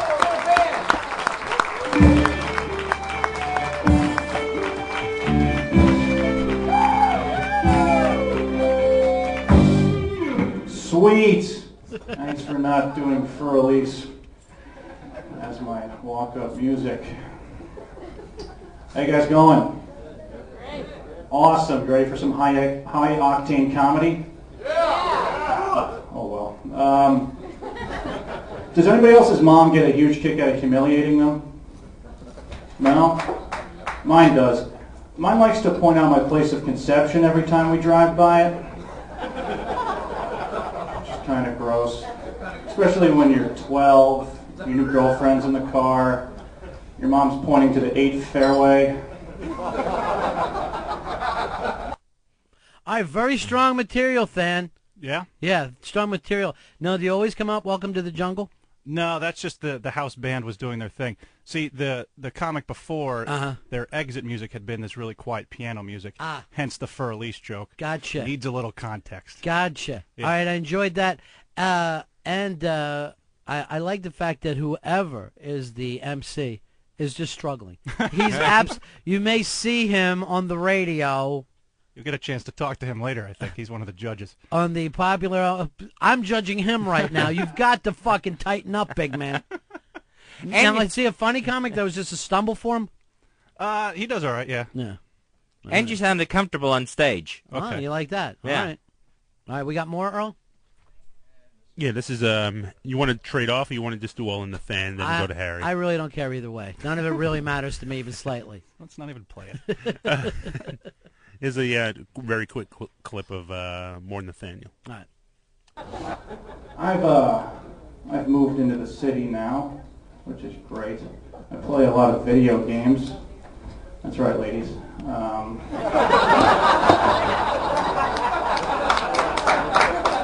I'll be at the bar after my set if you want to talk.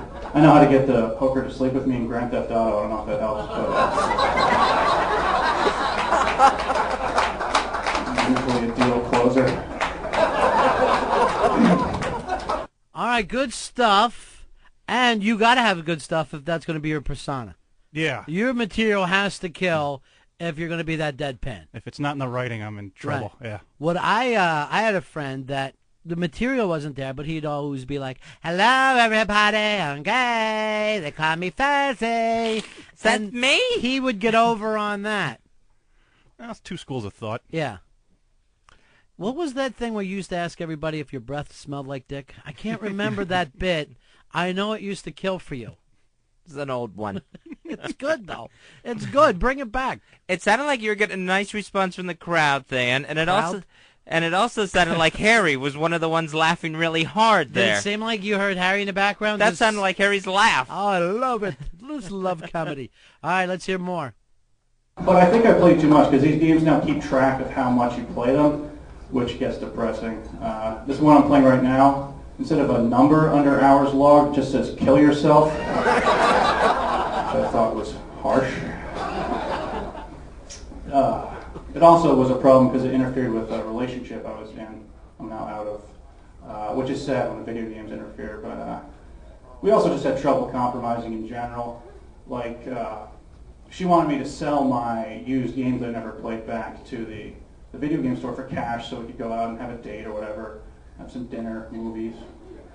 I was like, that is so stubborn of you. How could you ask me to sell my video games back when you are filled with thousands of dollars of fertile eggs? Come on, you gotta meet me halfway. All right, I like that. It was moan, into a laugh, into some applause. Yeah. Yeah. That was almost an applause break. And when there's only 15 people there, that Right. was an applause break. Right. You're not very wacky on stage, though. No. Not too much of the crazy guy. If this were surely an energy contest, Harry would actually win, which is odd. All right. That is weird. That is strange. That is strange. It's like listening to a Valium, but the material is there. All right, let's hear more, Earl. I get really annoyed when people take very obvious stands on issues like cancer's bad or terrorism sucks. That's pretty bold of you. So I like to mess with them. This one lady said to me, "Oh, I think child porn is just awful." I was like, "I know, the lighting is terribly unflattering." All right, you guys have been awesome. I'm Nathaniel Bryan.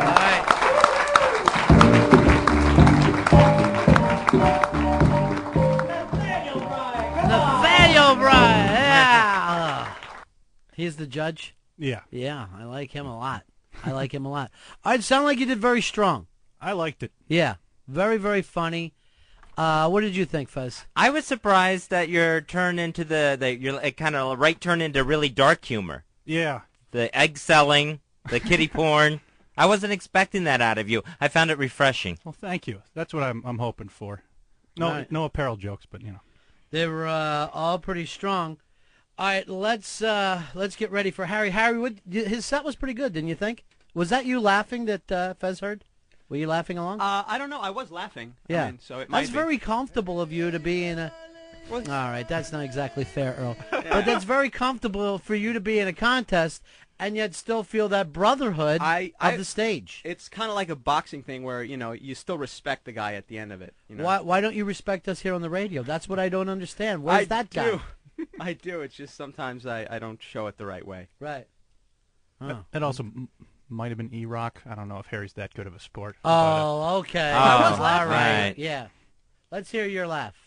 All right, that's sarcastic. Yeah, that's just fucking sarcastic. Not contributing. Same What do you laugh. like best about Then on stage?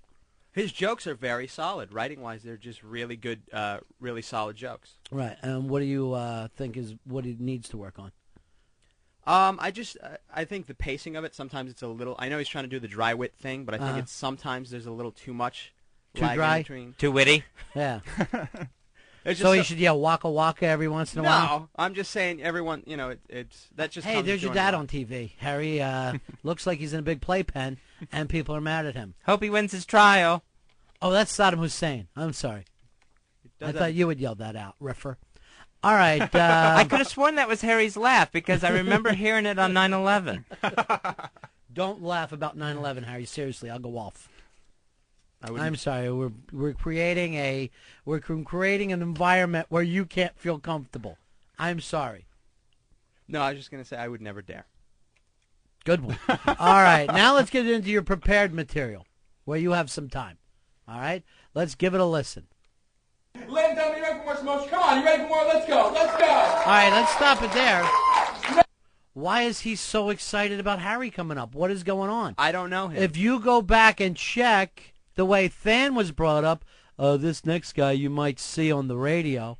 And then when it's Harry's time, hey, everybody, come on. I'm going crazy. It might be a different... Did Brian bring you up? No, same guy. Same guy? Yeah. I don't know. I think he was just trying to get the crowd going. Yeah, but why not do that for Than? I feel so naive. Like, I came into this thing thinking it was going to be an honest competition. Right. That was a mistake. If anything, there's a total difference there. You can hear it, right? Yeah. I just think it's a thing of him just trying to get that crowd ramped up because the guy on before me didn't do so grand. And that was Than. No. There was one in between. Hell of a thing to say. I got them both if you want to do a comparison. Yeah, let's do a comparison right off the bat. Guys, we're going to keep the show right on going. This next guy, you've seen him on the radio show, the very popular radio show, the Opie and Anthony show. I mean, that is basically... Brian, come on, keep it going more! Barely awake. Yeah, that's the way you bring somebody up from a funeral. Everybody loved Fez, so this is difficult for all of us. Here's one of his co-workers, Mikey D. Oh, God, please, Mikey no. D is playing the drums at your funeral. No. If I die this weekend, I do not want him at my funeral. I don't have enough time to get up there and keep everybody going. I gotta break for a drum solo. You know me, I like to piss. See if you can get this MC. Yeah. Seriously, right now I'm going through the yellow pages. I got to get 6 temps to help me carry it. Not that heavy. Well, that's how many it takes. Oh. You didn't know how many people carried? I thought you were saying 6 extra. No, I don't have 6 friends. You just won't be nice to people. All right, let's take a listen to Harry. Ladies and gentlemen, you ready for more Smoke? Come on, you ready for more? Let's go. Next guy, you've seen him you heard him on the Ron and Fez show on X&M Radio. He's hilarious. Ladies and gentlemen, Harry T. Come on! Hey, everybody! Harry T! Thank you so much. How you guys doing? Having a good time? Yeah. You having it's all right to smile, sir.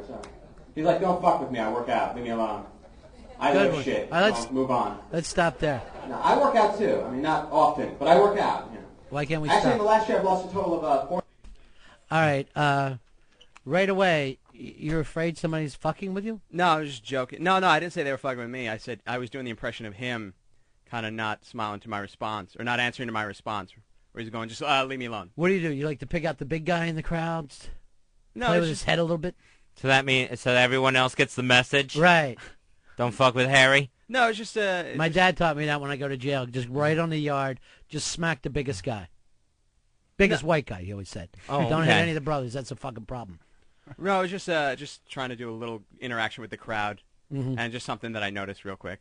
I love it. You do it every show? Sometimes. I just try. I just felt it would get me a little looser. Yeah. Does the MC know we're not X&M radio? I wrote down XM Satellite Radio. I even went over it with him, but he seems... Yeah. Don't use our names, please. It's just better. Just, I was trying to promote. In front of 15 drunks. Promote here, Harry, on this radio. All right, let's go back. Harry's killing. It's all right to smile, sir. Good one. He's like, don't fuck with me. I work out. Leave me alone. I live shit. Don't move on. No, I work out too. I mean, not often, but I work out. Actually, in the last year, I've lost a total of 40 pounds, and that's a big deal for me. In the last year, yeah. No, please, most of it was because of drugs, but still, it's still a big achievement for me. It's weird how much the world changes for you when you lose like that much weight. Like dating is different now. I can date prettier girls because when you're fat, your friends only set you up on dates with other fat people. Being fat is not a common interest. All right, you can't just grab any 2 fat people and go, "Hey, you guys look like you both enjoy ice cream. You should go out." Well, he cut these too, so I can't even say that. Yeah. Earl. Was this a knock on Keisha?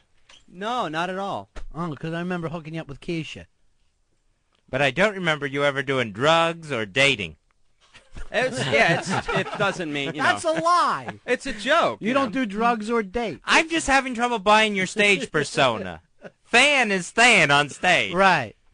I don't know. It's the Droll. persona I feel I works like your best for me Yes, on your stage. persona is the druggy hipster. I love it. Well, that's a joke. It's not like I do 20 minutes on my The ladies heroin can't years. resist Have my you ever coke. done any drugs? I've smoked a little weed here and there. Oh, that's how you lost But 40 not- pounds. You smoked a but joint. not, nothing hardcore, but it's more of a joke, you know, Mhm. to kind of take away. It's kind of that bit where the audience will applaud for some achievement, and then I just kind of Have you dated fat girls? My friends always try to set me up with them. Though. Have you dated fat girls? Yeah, well, the that girl you first lost your one. virginity to, yeah. And then every time I have friends who always try to set me up with someone who's really big. Uh-huh. For some reason, I'm like, no. Why? Why the need for that? I'm sorry, I didn't know. I had no idea. All right, let's hear some more. Harry T. Yeah, this is the, well, you'll know it when you hear it. All right. I could dress better now, you know. I couldn't wear certain clothes when I was bigger, you know. Like I couldn't wear sweatpants. Because when you're thin and you wear sweatpants, it always looks like you're playing some kind of sport. But if you're fat and you wear sweatpants, it just looks like you've given up on pants. You know what I mean? Not really an appealing look for anyone involved, I don't think. The pants joke. It went over very well. All right, let's hear it again. And you can also hear a guy pounding the table, and then... All right, let me hear it again. I want to hear how well it went over. I'm choking. I could dress better now, you know. I couldn't wear certain clothes when I was bigger, you know. Like I couldn't wear sweatpants. Because when you're thin and you wear sweatpants, it always looks like you're playing some kind of sport. But if you're fat and you wear sweatpants, it just looks like you've given up on pants. You know what I mean? Not really an appealing look for anyone involved, I don't think. I'll tell you what I do like. The way he says pants. I wear pants. I put my pants on. Pants. You've given up on pants. So that one killed for you? That one went over very well, That's yeah. a killer. All right. What do we got next? Sweatshirts? No, I move on. I move You've away. given up on shirts. I move away from. I move away from pants. You're off the apparel? Off the apparel, off the fat thing, and actually move into some family stuff. Talk a little bit about the family. Good. I love Iraqi humor. My whole family's nuts. My dad's just obsessed with paying bills. His whole mission in life was to make sure no one was touching that thermostat. Anyone have a dad like that? He'd come home, who was playing with this? Which one of you damn kids was playing with this? Every time you play with this, I gotta pay a bill. Who was playing with it? Like, playing with it? Like there was some kind of fun to be had with the thermostat. Like, oh, Dad's gone good. Shut off the Nintendo. Let's go play with the thermostats. Round up all the kids in the neighborhood. Tell them we're going to crank it up to 68. It is going to be an awesome day. All right, now I like thermostat. My pants and thermostat. It's the same way as pants. Maybe that's what I don't do enough around here. You got a crazy thing going on. It's very Peter Brady of pork chops and applesauce. Pants and thermostat, see? I like this, too. That's swell. Oh, my dad was obsessed with paying bills. You'll see what that's like when you move out one day on your own. I know. You will see. It's not so much he's obsessed like it's a hobby. He's every month he's going, I got bills to pay, and Fat Boy won't stop eating. He's given up on pants. So now I got to worry about the thermostat. Put on another pair of sweatpants so I don't have to touch the thermostat. I guess the problem with my delivery is I talk like a normal person, so... That may slow you down. Yeah. I got ants in my pants. It worked for me. This is my rants. I'm not Nipsey Russell. I'm not rhyming. You should. All right, where are you now? Where are we now? Is this the end joke? Yeah, this is All right, here we go. Taking it home. Here's the closer. My dad was he'd always, and then he'd always go, just tell me what you did and I won't be mad. Mad. You ever fall for that scam as a kid? Just tell me what you did and I won't be mad. So you think it's right to tell him? And then he beat your ass like a conga drum for 8 minutes? That was real cool of you, Fonzie. That was all. And I knew it was time to move away from home when I took a look at my life and I realized there was something missing. A peaceful place to masturbate. You ever try to masturbate in a house with 5 other people living there? It's impossible. Then you got to make up 6 weeks worth of not masturbating in a whole afternoon when they leave the house.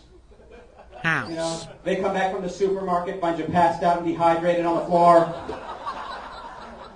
My mom rushes over. She's like, are you all right? My dad shoves her aside. Just tell me what you did and I won't be mad. Guys, thank you very much. That's my time.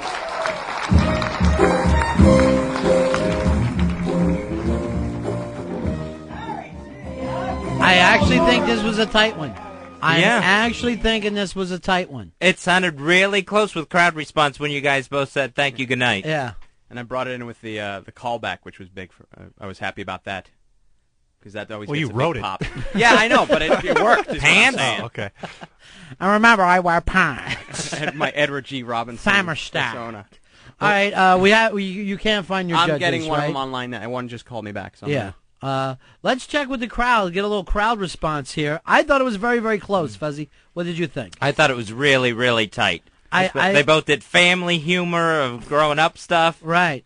It was both there. I do have to say, because I've played it on air before, my AAA joke was left out by Harry at my request because I don't want to keep playing the same stuff on air. What's your big joke? Because I didn't hear it. Isn't this a mistake to do your bit on air? Yeah, it probably is. I don't want to be a bit killer, but yeah, Bill Burr is right about that. All right. Yeah, tell us about your pants, Dad. My pants. Everything he said was a lie. He's never moved out of his house. No, never. He masturbates in front of his family, so I know that's a lie. He does wear sweatpants. Never done drugs. Yeah. Doesn't date, whether it's fat or not. Yeah. People sense that. I know, but I will say this. From doing it 4 years, he's got the delivery of a used car salesman. You can't take that away from him. He shows up. He's got a lot of energy, and some people do react to that. Yep. 866-766-0339. Here is Danny. Danny, you're on Ron and Fez. Who won, do you think? I gotta go with Dan. Yeah, you picked Than on that? Yeah. What was your problem with Harry? Harry, if he's gonna steal jokes, he needs to do it from funny comedians. All right, who did he steal from?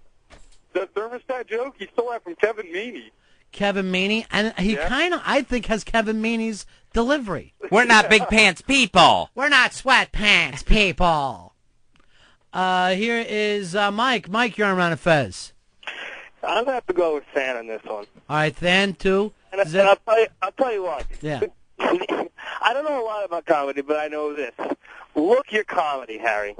If you're going to talk about how you do drugs, look like a guy who does drugs. Right. We've seen you out at the parties, okay? We know what people who look like. David Tell looks like a guy who does drugs. Right. He can do drug humor. You Yeah. do not look like a guy who does drugs. Yeah, one of the things about a lot of the guys who do drug humor is like they've seen other comics do drug humor, so they think to themselves, that's what works, drug humor. All right, 866-766-0339, 866-766-0339, or 866-RON-0-FEZ. I thought in crowd response, they both did about the same. I think that Harry's more polished in the time that he's done, but I will give Than having original better material. No doubt about that. I think they got equal responses on their jokes. And the night that I saw Harry perform, I even said to him, I thought you did really well. I didn't think the material was yours. I felt like you just watched Fahrenheit 9/11 and off your end with it. David, you're on Ron and Fez. Yeah. Hey, David, you're on the air.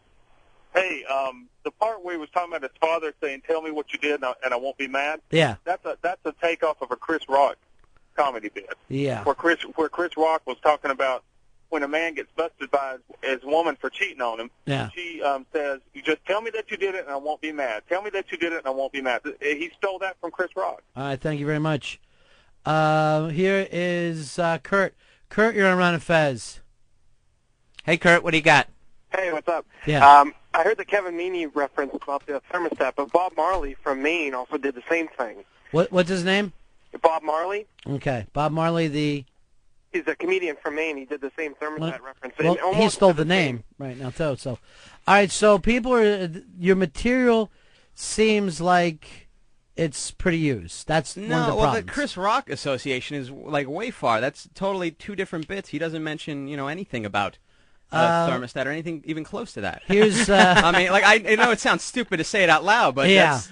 Yep. So you're familiar with everybody else's material. That's the one thing. It just seems like you haven't found your own stuff. Danny, you get something? Yeah, to add? I just gotta bring it up because it's too obvious. As far as Chris Rock goes, I mean, you're totally hacking that nobody home jerk bit that Chris Rock does, where everybody leaves the house and the first thing you do is just jerk off all day long. That is such a Chris Rock bit. It's not even funny. Well, I wrote my own bit. If it's close to Chris Rock's, I can't be. Yeah, but Harry, every responsible. Every one of them is. Everybody's trying to take me down for some reason. Dude, you open with Staples, no. You open with a Seinfeld bit, then the body is a Christmas Story, and then you close with Chris Rock's "Nobody Home" jerk. All right, right now I have it at 2-0 for Harry, but also if you include Danny, 4 stolen joke calls. Yeah. So what, the 2-0 people calling for Harry? No, 2-0 against Harry. Yeah. For Than. Yeah. If he was a tribute comedian, Sorry. he'd be fantastic. Oh, great. We've taken more calls than that, too. So here's Dustin, you're on Ron and Fez. It's Justin, boys. What's going on? How are you, buddy? Good. Listen, Fan, I love you, brother, but I'm going to have to go with Harry on this one, and I'll tell you why. Yeah.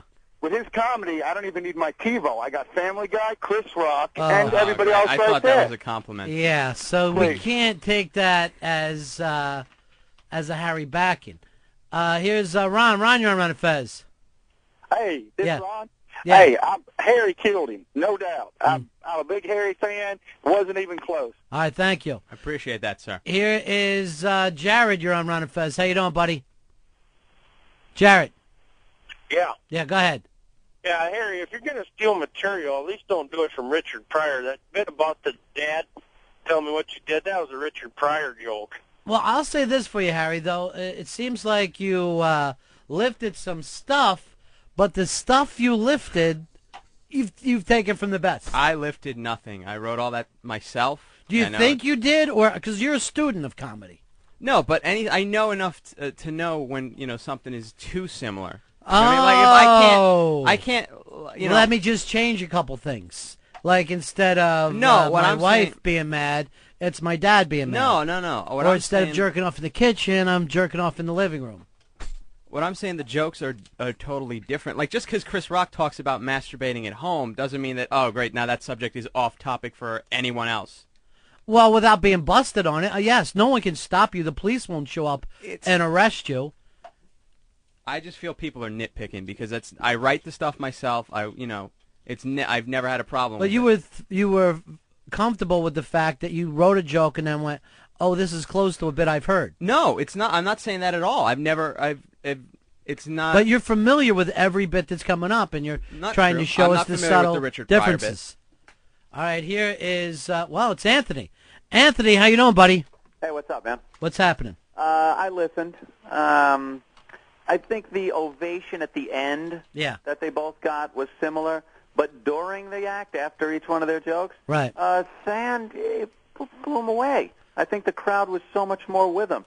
They were just kind of like, yeah, okay, there's one of Harry's. I don't want to sound like I'm bitching, but I did have to raise the level because Than's voice is lower than mine. Oh, just a little. Yeah, let's get the CSI acoustics people in there so they could run a test on the tape. I have to defend myself somehow. We're fixing it in post. Yeah, so make shit up. I'm not making anything. What did you add, a laugh track to Than? No. I definitely think Than got more laughs during his act. And then that thermostat bit, Seinfeld, come on. Not aware. I'm not. You can't beat adult power. Unlimited television, plus you can screw around with the thermostat all you like. I was in a hotel somewhere when I finally got up to the guts up to move the thermostat a little bit. The whole night I couldn't sleep. I was afraid my father was going to burst in the door. Who touched the thermostat in there? You know I set it there for a reason. I waited years for my father to take me aside and explain to me the secret of the thermostat. And then he goes on this whole bit about the father and the thermostat.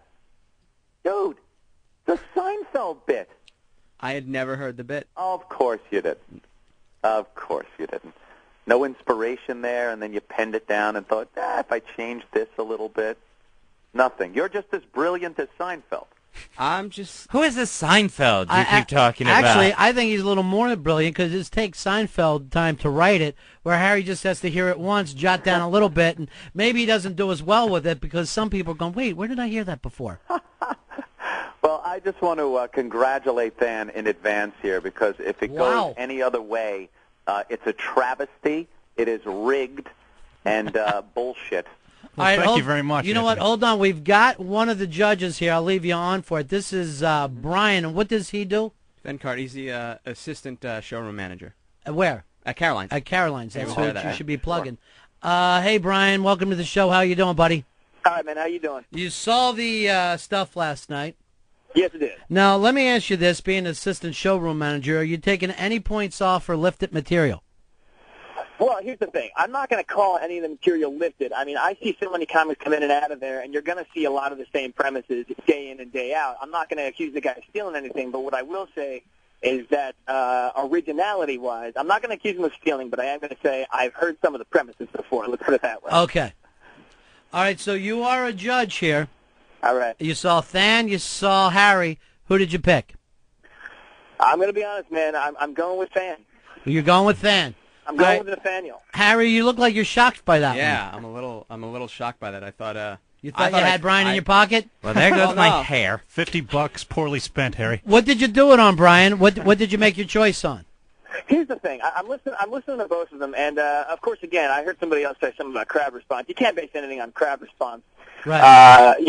Based on that. Although it did sound like the mark of a desperate man that he was using crowd response as an excuse. But that aside, I'm listening to Nathaniel, and he's doing classic, set-up, punchline, misdirection humor. But I didn't know where he was going with it. And he always took me by surprise with every punchline. It was something I didn't expect. Whereas with Harry, and no offense to what he's doing, because I think it's very funny, it is stuff that I kind of knew where he was going. He just delivered it very well. Now, I'll say this about Than. I don't think he's done yet. I think he's still developing his character. I think his delivery is still going to go farther. With Harry, the used car salesman guy, I like, but it's been done quite a bit. You need a brighter jacket. Yeah.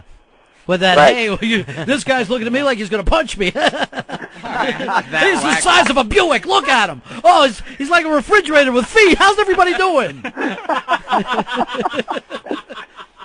And that stuff does well in a drunk setting, but long term, you want to have a little something more. Well, I mean, I don't know. I like the direction I was going in. All right. All you need is a bright orange shirt, and you're all set. Thank you, Brian. I appreciate your job as a judge. Here's Joe. Joe, you're on Ron and Fez. Joe, you're on the air. Yeah, it's Joe Rogan in L.A. Hey, how you doing, Joe Rogan? Hey, let me tell you something. This guy in the last 4 years has a reputation of ripping people off. No. Everybody knows him. Everybody knows this guy as Harry Castilia or the phony Arab. All right, this guy's been ripping off comics for the last 4 years. Let me tell you something. All right, thank you very much. There's Joe Rogan turned on you, which was a shocker. Yeah, Harry is the Punisher. All right, Anthony, you heard the guy, the first judge, definitely went with Than. He brought up a great point that Than is just beginning. It wasn't predictable.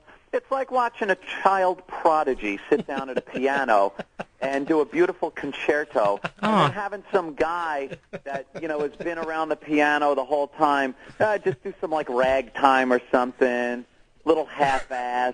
Like, yeah, it works, but you look at the child prodigy and go, man, he's only been doing it for a couple of years, and look how far he's come.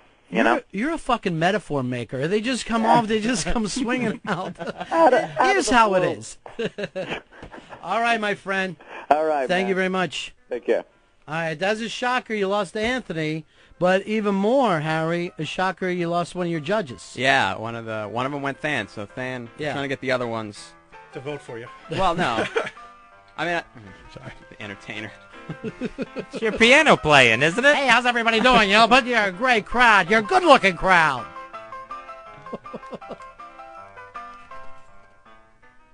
I like when you see a black guy and you go, wait a minute, calling all Zulus. I'm just kidding you, folks. I'm having fun up here. It's gone crazy, Caroline's. Keep it going for your waitresses, would you, everybody? They do a hell of a job for you. I should know. I got one of them pregnant anyway, folks. It's a great crowd. I'm loving it here. When I came by and saw my name up in chalk, I went crazy. It's a wonderful room, everybody. You must have seen so much bad comedy. Look at this lady. She looked at me like I just farted. Shut up, man. Go ahead. What are you drinking? All right, well, have some food with it. Anybody. This is a great place. I'm loving everybody here. What's with these airline flights? I'm liking what Harry's doing. Because it's traditional and it's like a mixtape. It's like a comedy mixtape. Well, there's a need, I guess, somewhere. Yeah. He also left out that bit he did about how white people are lame and black people are cool. Yeah, I know. And I walk like a white guy. Look, this is how I walk, where black people walk cool. All right, good stuff. Harry in a little bit of trouble right now with the judges, and the other part is he can't find the other judges. So I might even have to stop this contest early. Remember, Fez, your hair's on the line too, my friend. I know, and my heart just sunk when I heard that last judge. Yeah. When I heard Brian go with Dan. You know what? Since you're getting a free haircut, it looks like, you should really pay for half of the one I'm getting. I'm going out this week. And I feel like that's the only way it's fair. It is a partnership, isn't it? It's always a partnership. How much you paying for your haircut? Free. All right, well, let's chip in a little bit towards mine. That's the way to go. Then can I keep some of mine? I'm just kidding, everybody. You're a great crowd. Oh, you. Oh, Crazy Harry T, stop it. It's Crazy Harry T, everybody. Hey, look at this tie. Just coming up there with it. Look at these suspenders. They're out of this world. They're crazy. He'll be selling stereos on TV before too long. That guy really wasn't doing a bad Rogan. I have to give him that. We'll take a break. Plenty more ribs, guys. Keep eating up. We'll be right back. Ron and Fez Show. Hi, we're XM satellite radio personalities Ron and Fez. And we're very excited to tell you about some of the great new channels coming soon to your XM satellite radio. At XM, we've got you covered. If you want to hear it, we've got it. With new channels like Goodman. Benny Goodman? No, John Goodman. Tune in and hear one of America's favorite fat asses walking up a flight of stairs.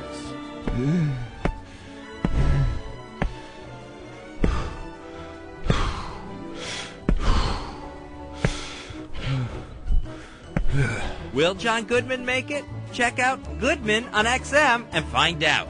Next, do you like singing in the car to songs on the radio? Of course, but it sure is a lot of work. Not anymore, thanks to XM's Singing in the Car channel. It's off-key guys singing their favorite songs when they think nobody's listening. I am walking on sunshine. Whoa, I'm walking on sunshine. Whoa, and it feels good, yeah. All right, it feels good, yeah. Oh, yeah. I guess XM Singing in the Car channel puts me in the driver's seat. Next, from the creators of Breaking Bonaducci, is XM's newest channel, Breaking Susan Lucci. It's hours of entertainment and insults as people try to break down the first lady of daytime television. You're not a real actress, Lucci. You do soaps. How long have you been on All My Children? 200 years? Only one Emmy. You suck balls, Lucci. Breaking Susan Lucci, just another one of the fabulous new channels on XM. Ronnie, what else is XM cooking up? Funny you should ask, Fez, because here comes Ingredient on XM. It's the channel that reads the ingredients to all of your favorite products.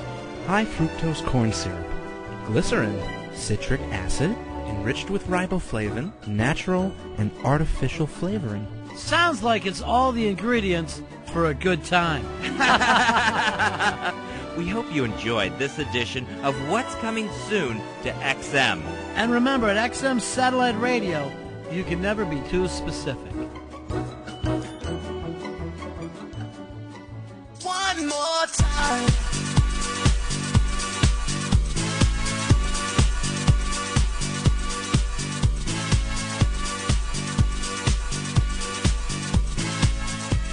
All right, it's Ron and Fez Show. Harry trailing now with the judges 1-0. Here's the other part of the problem. All the judges aren't ready to go on the air. So once again, Harry, even though I thought he got nice crowd response, failing as a producer. That's the thing that he's in trouble for. Not whether or not he can go out and get laughs at comedy clubs. We want to thank the folks at Caroline's, too, for putting up the secret gig last night. And yet Harry's still finding some way to screw the pooch here in his own competition. Fez, we're eating some fine food right now, thanks to our buddy Ogre. From Big Easy Barbecue Company, you can give them a call, 888-451-EASY, or go online at bigeasybbqco.com. It's great to have you here. By the way, I want to just say all the guys are loving the ribs. You're making heroes out of me and Fez. Well, thank you very much. One thing, I guess before Fez and I got here, people used to pay for lunch. And that, I can't work in that environment. I know this is a no-union situation, but I still believe free lunch should be the way to go. Well, you got to take care of the guys. Yeah. Well, you got to take care of Grandmaster Poe. I guess he's not a Grandmaster. I'm going to start calling him Grandmaster and see if it catches on. Not until he has grandchildren. Oh, that's a good one. That's a good one, Fez. I like that a lot. I also wanted to thank Dr. Steve for sending me a box of cigars. Just a lovely, lovely man. Came up with a beautiful gift certificate, full box of cigars. Well, you just thanking people that are giving you stuff? No, Dr. Steve, he's now a friend of mine, and sent me a box of cigars. And I believe it's going to be the start of a beautiful relationship. Well, it's like you get something and then they get mentioned. Yes. Yes. I mean, for cigars. It's like you like them now because you got something out of them. Ogre, who's the gentleman you brought with you? I just met him earlier. His name's Johnny. Johnny, I want to thank you for these 2 beautiful cigars you gave me. These things are fantastic. My pleasure. I want you to have a free Ron and Fez shirt. That's what I want you to do. Enjoy yourself. Go out there and promote Ron and Fez. This is how you make friends. This is what friendship is about, Fez. It just sounds like getting, saying someone's name and getting something. Wait a minute. You tell me that somebody sends me a box of cigars, I shouldn't feel friendly towards them? I shouldn't want to say, hi, Dr. Steve in Tennessee. It's good to talk to you, my good buddy. It seems like you're overdoing it. Like he doesn't, you're not that friendly towards him. What about my good friend Ogre? Came up here with 10 slabs of ribs. That's right. Yeah. 400 miles and 10 slabs of ribs, baby. And just couldn't be any more tender. They are falling off the bone. Like a baby. It's like eating a baby. They're so tender. Slow smoked for 4 or 5 hours. Went on about midnight last night. Pulled them off about 4:30 this morning, 5 o'clock. Speaking of slow smoke, I'd like to thank Dr. Steve in Tennessee. Again? Box of cigars. What is wrong with that? I think he's been thanked. Did John give you some 6-pack and some Oreos? I got a 6-pack of Labatt's Blue and a couple packages of Oreo cookies. All right, so Ogre, you're up here, and Fezzy, I can't believe it, Bobo also in New York City today. How you doing, Bobo? Hiya, buddies. What are you up to? Coming off an opium habit. Oh, I'm sorry, opiate habit. All right, I thought the second A was anonymous. That's in a meeting. Yeah. I can do what I want out here. It's XM. So the other... I effed up, people. The other day he contacts me, right, of, Ron, this thing, I'm so ashamed. I don't want to talk about it, but you're the only one I'm telling. And then the next thing I know, he's on the radio. Just coming off an opium high after 20 years. So what happened? How did you get back on opium? Well... Actually, opiate. It was pills. Okay. What kind? Percodan, Percocet, co-Tylenols, little Xanax thrown in. Just How can that be a bad thing? Tip the balance. Where did you get it from? Doctors, believe it or not. I had I believe it. terrible problems with my back and my legs since like May. Yeah, because my neck's killing me. What do you got extra? What do you got for me? They all went in the garbage disposal. That thing's high as shit right now, but I got no pills left. That's the funny thing about doctors. They will give you pills, and they're like this. The doctor's like, I'm going to give you 20 pills, and I think you're probably only going to need about half. I'm like, yeah, right, sure. You're talking to the right fucking guy right here. Today. Yeah, break one in half. I go, I'm going to fucking break one in half, sure. And then I'll be eating 40 on the way out of here. So normally, yeah, that's the problem if you are an addictive personality, when you get pills, like a normal person will go, okay, I've got some back pain. I'll take some pills. Oh, the back pain is gone. I'm done. A addict will get pills and go, oh, I like pills. How can I get more pills? And the back pain is out the fucking window. Who cares anymore? Well, the pills just stopped working. I couldn't take enough pills. Then I started drinking little shots of different kinds of alcohol, trying to figure out how I could boost the painkiller effect again. Right. Because the doctors were like cutting me off. And, right. And I couldn't sleep. I was just hurting all the time. And you've been in the program, what, 20 years? 20 years. 20 years without stumbling? 1984, yeah. No. So what was it like for you? You're eating pills and find yourself doing a shot. Your heart must have been breaking while you were doing it. Yeah, but I was also so physically hurt that I just wanted, I'd go 4 days without sleeping. Right. And you hallucinate from that, So I was just trying to get relief. And it was the textbook case of getting a habit without realizing it. It's like, gosh, the pills don't work anymore, and I'm getting a cold. All spring and all summer, I had a cold. I'd wake up and sniffle, and couldn't breathe right. I went to the ER a couple times because I couldn't breathe. Mm-hmm. I thought it was from being sick. It was from minor opiate overdoses. It takes your wind away. Oh. That's an ugly thing, Fez. Is there something you want to tell why we're all coming out through, Fez? While you're sitting there with your fucking 6-pack and 2 bags of Oreos? I can handle my NyQuil. Honestly. That stuff's delicious. I don't have a problem. Hey, Harry, finding a meeting for me and Ogre as quick as you can after 2. I got to take him in and yell out, I got him. He's back, everybody. Find me one close, Harry. There's so much rib meat hanging out of Harry's mouth right now, he cannot answer you, and he's trying to hide behind the corner so you don't see the bones sticking out of his mouth. Rib meat, do me a favor. I know you're I know you're depressed about losing your hair in the contest, but you got to speak into Still waiting on the other judge. Yeah. Oh, there's only 2 judges? No, there's 2 more. I'm saying we're still waiting on the others. Yeah, well, remember, the show ends at 2. I know. Yeah. Rib meat, find me a meeting, all right? AA meeting, close to 57th Street. Okay. After the show here today, all right? Got it. And you know what? Since you have drug problems, I heard that. I did one reference. It wasn't like I did 20 minutes on how I'm doping up. You know, but here's what I'm saying. Don't fucking steal our lives, all right? If you want the material, live the life. Earn it. You don't see me going, oh, yeah, when me and Neil Armstrong went to the moon, he got all the accolades. I didn't get shit. That would be wrong, all right? And when it comes to this stuff, we are wearing the astronaut suit. That's what I'm saying. Find yourself a Pork Anonymous meeting while you're out there. PA meeting, Harry. There's a whole state full of those. Bobo, I'm kind of curious about this. How do you go from, hey, I don't want anybody to know, to let me announce it on a national radio show? Well, I had told Kathleen also. Oh, I told Ogre. Yeah, you might as well. I mean... I sort of broke the ice with you, and it felt okay. I mean, you were really helpful to me at a moment in time where I thought I was going to end up in an asylum. Right. Like, I didn't think I was going to see morning. And you asked me if how much time I had put together. Yeah. And I'm saying 4 days, and in my head it was 4 days, no pills, right? Right. Meanwhile, I had found a pint of wild turkey that I had hidden on a shelf, and I drank the whole fucking thing in like 5 minutes. Right. And then I called you like 30 minutes later, and I'm telling you I got 4 days sober. I was out of my head. Yeah. 4 days. I don't know. I'm 4 days. You know, I'm pretty good at dealing with insane people. Fez, how's everything with you right now? So far, so good today. Good. All right. I'm back to you, Bobo. No fires on the bridge. No, well, I mean, it's, that's just your thing, Bo. You're going to be okay, buddy. You're locking in now? You're back in the meeting? Yeah, I'm okay. I mean, I've been going to meetings for like a week. Mm-hmm. One thing that made it uncomfortable, have you seen that show on HBO, Methadonia? No. Oh. But I moved there once. I actually... Yeah, I had an apartment on that island. Yeah, lived in the suburban part. The whole junkie thing is very, very difficult for everybody. Yeah. Yeah. And but you know there's no judgment. You know that as much as anybody. But as it's long humiliating. As you've been in the program, right. Because time gets kind of like a worshipful aura about it. Right. So now you don't get that 20-year pin. Yeah, yeehaw. Fuck that, it's gone. Yeah. I can walk into a meeting today and get a white chip. Yeah.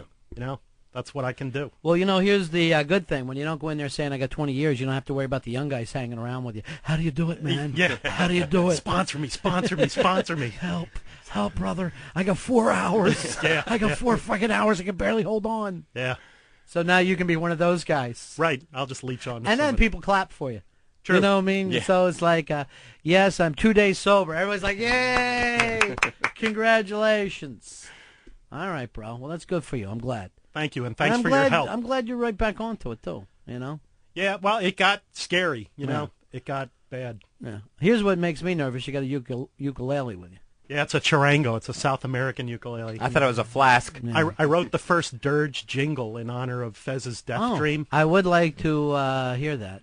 Yeah, I'd like to hear the dirge jingle for you. Makes me uncomfortable. Yeah, you should be. Fez, of course, believes he's going to die October 23rd, Fez? This Sunday. Yeah, exactly. I've had 7 death dreams now. Sunday, Bloody Sunday.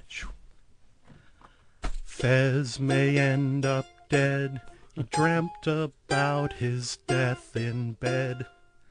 October 23rd, death will give Fez the bird. Fez is a nice guy. I hope he doesn't die. Fez may end up dead. He dreamt about his death in bed. Very nice, but what I want right now is some pills and wild turkey. Do you have anything left over? Yeah, where's your other hiding spaces? Do you have any here? I don't know. I'm kind of scared of that. Actually, I don't want to look anywhere in my house. Well, you're lucky, because this is New York. It's not much of a party town, and No. there's really no place to cop. It's so dry here. Yeah. You know? Pretty straight-laced. Yeah. Do they still have Alphabet City? I'm just asking. Yeah, but it's still there, It but is? it's a lot more expensive than you would believe. Right, still the buckets It's all and the capital ropes. letters It's now. really sad when you can't afford to live in Alphabet City. Wow. I can't believe how we've gotten in this world. Well, we're still waiting on Harry to come up with his other two judges. If he doesn't, Fez, I will have to call the contest for Than. I mean, it seems only fair if the two judges aren't on the phone Right. with us by the end of the show. There's got to be a deadline. You know what I think happened? A check bounced. I think right now the payoff check bounced. Did you see how shocked Harry was when the guy didn't go for him? Yeah, he, all of a sudden put his hands over his head like Nikolai Volkov when the United States anthem is playing. Yeah. He thought his hair was just gone. The other thing about Harry that surprises me is he did one sign that joke that it got a nice little laugh, but he said to me, "That killed." And I'm like, if you're that distorted. Like all these years, I've never thought I've really had a killer show. Today's show, Fuzzy, today's show killed. We've never had that conversation. Oh, my God, are we funny? We killed. And then to find out he's potting up his own laughs in post-production. Is that what he was doing? I think that's what he was saying was going on. Was that a laugh pot? Is that what he's throwing around in there? I laugh on pot. Well, he'll steal that joke. I'm Harry, everybody, and I laugh on pot. It's waggy to baggy. I'm a big weed head. Loving the weed, everybody. Try the deal. Oh, okay. The concerto. Yeah, the concerto. Here's a little bit of Than's show. Franz Liszt? Not bad.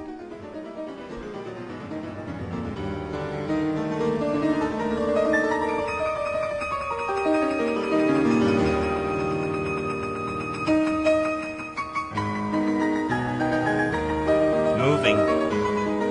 You know what? I know this stuff is difficult, and I still can't stand to listen to it. It's like watching an ice skater.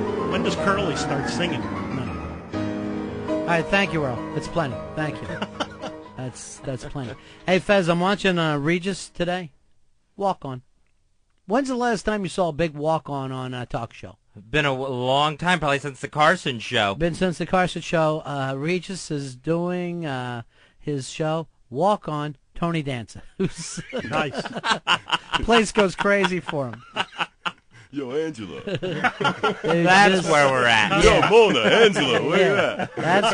That's where we are in entertainment right now. The crowd just going wild for Tony Danza. Do you guys get enough ribs in there? Do you get enough of Ogre's ribs? Keep it going.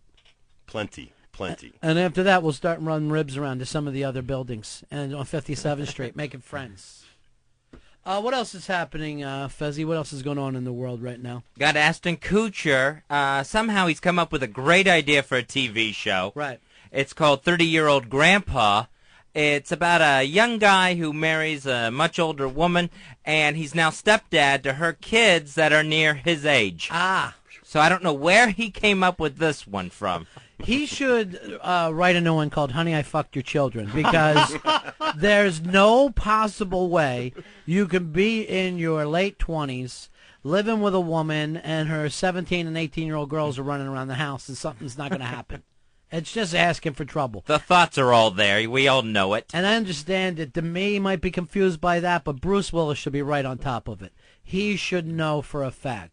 So this will be nice. This will be a new big Fox sitcom, I'm sure. Yeah. Starring Ashton Kutcher as himself. Right. I would imagine. Just really poking fun at his wife. Now, Mr. Robert Downey Jr., I saw him, I read some interview that he did, and he goes, everybody makes a big deal about my drug problems, but I see some of our action stars, they own half of Idaho, and they're all eating this Oxycontin.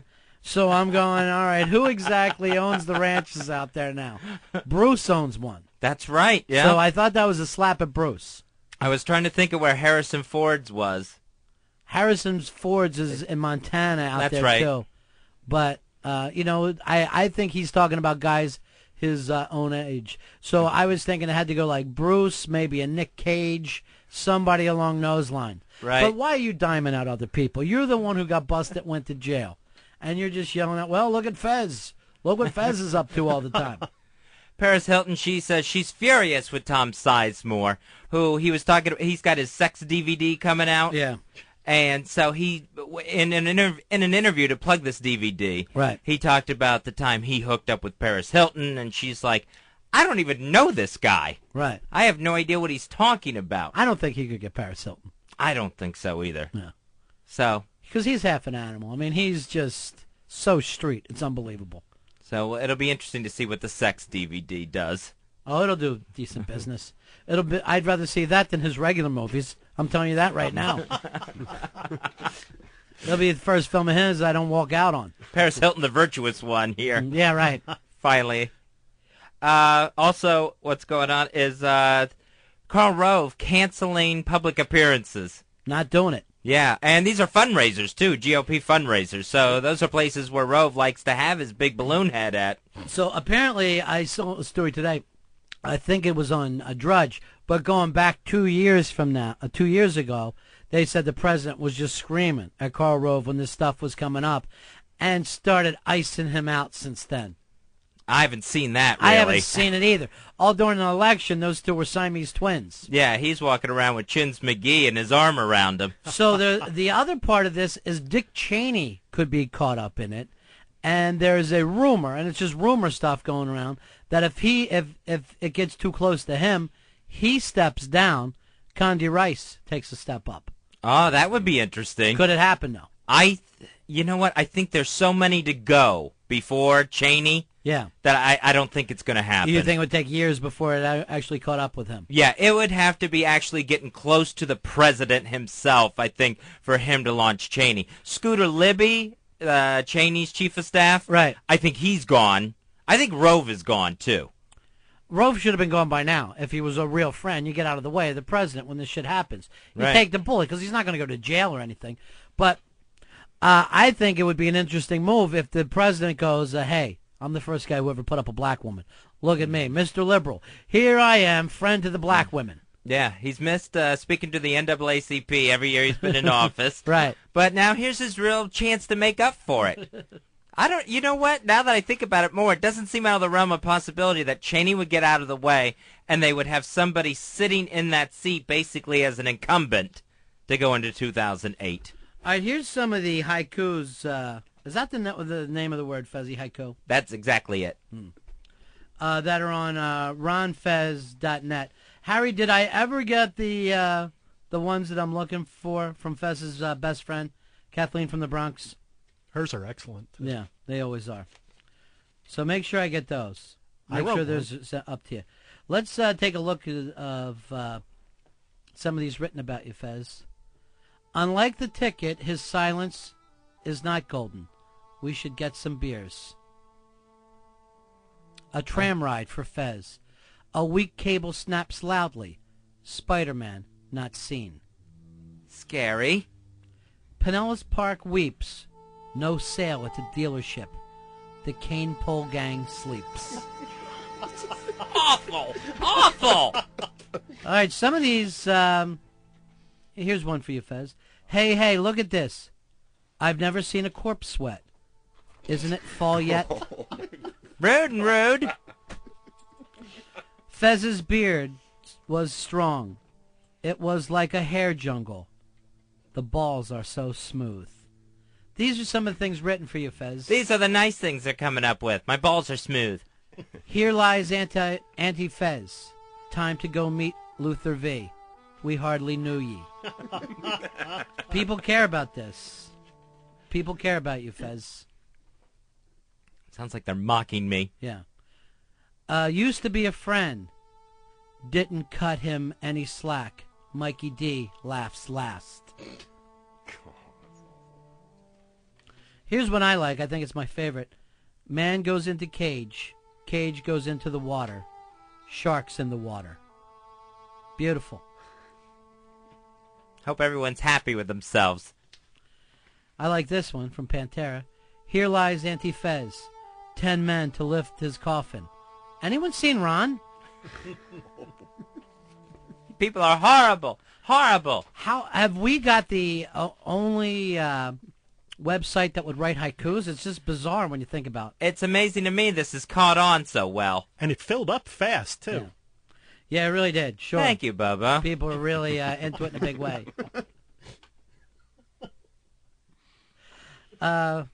Here comes a big bus, and boom goes the dynamite. Goodbye, Auntie Fez. A lot of Auntie Fez biting it here. None about me, like, define my dream, living on the 24th. Yeah, this is one. Novice thespian, broadcast personality, no time for children. That's what my tombstone will say. A whole nation mourns. Now, no one calls him Fat Mo. George Clooney dances. That was Mikey Boy. Nice one. This is Dark Hippie. A man's man, Fezzy. I hope he will rest in peace in an Oreo coffin. Very nice. Very nice feel. These people care. All right, what was yours? I'm trying to find yours on here. Should I recite it? Yeah, go ahead and do it. Fezzy, Fezzy, Fez. Fezzy, Fezzy, Fezzy, Fez.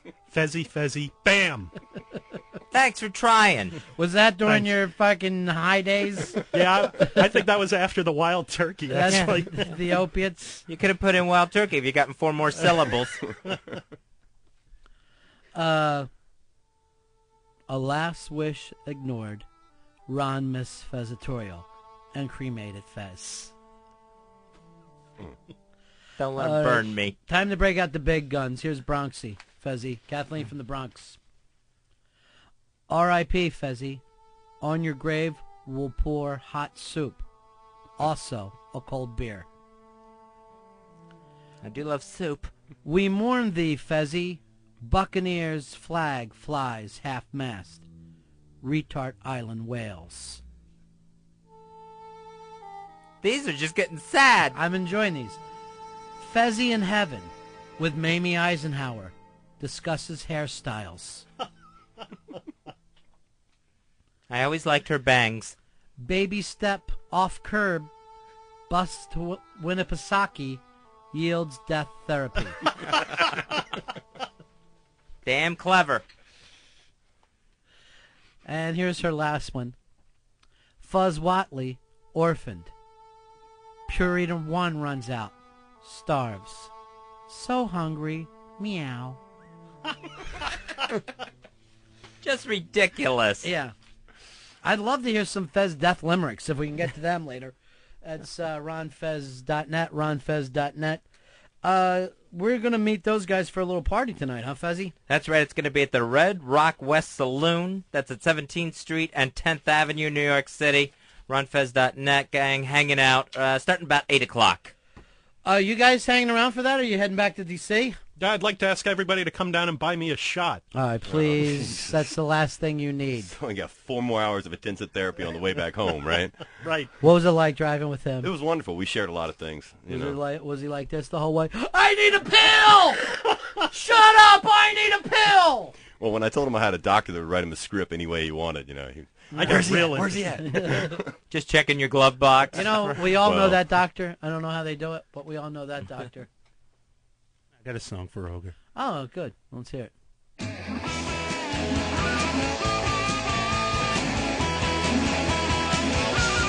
Welcome to New York, boys.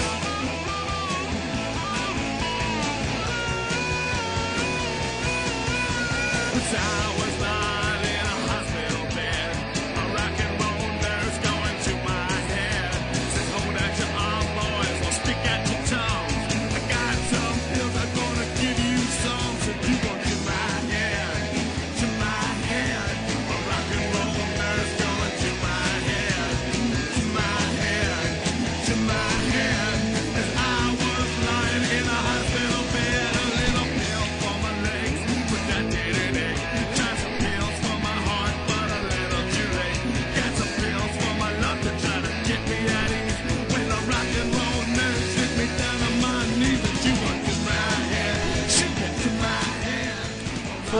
what you need here right now, huh, Bubba? Yeah, that was the New York Dolls, but I'll give anybody $100 who can tell me who wrote that song. Why do you yell out $100? We're not taking $100 off a junkie. It's just wrong. No one's going to bring that up to you. Anybody know who wrote the song? No. Oh, you mean anyone here? Because you don't want to do this. No, say it now. Call it. Yeah, you just yelled that out to the nation. Yeah. Bo Diddley. All right, very good. Very good. Because, you don't want to say that. Because some guy from California will sure, owe $100 too. And everyone has the fucking internet, too. I know this doesn't dawn on you. But see, here's the thing. After 20 years of being a junkie, right? 20 years sober, where do you come? New York City. Mm-hmm. Not the best idea for you. And he said on the way out, I said, well, when we're leaving the event tonight, I said, Yeah. how to get out of there? He said, oh, yeah, we got to go through the village. Yeah. I said, smart. You know where we'll go after the show? Where? I'm going to take you up on Lexington 125. And just relax a little bit. Feel sick and dirty. 125th Street. That's where we're going to head. More All dead right? than alive. Yeah. Let you enjoy yourself a little bit. Fez, it's just one of those days. Our friends are here. Fez, would you like to stop in a meeting with us after the show? No, I think I'm good. Well, let us all take a good look at you. Take your temperature. Ooh. You know where we're going, right? This makes me almost want to tie off.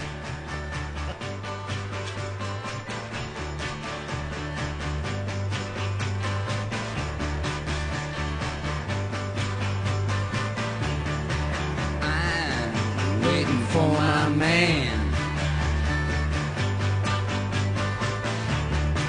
$26 in my hand. Up to Lexington, 125. Feel sick and dirty, more dead than alive. I'm waiting for my man.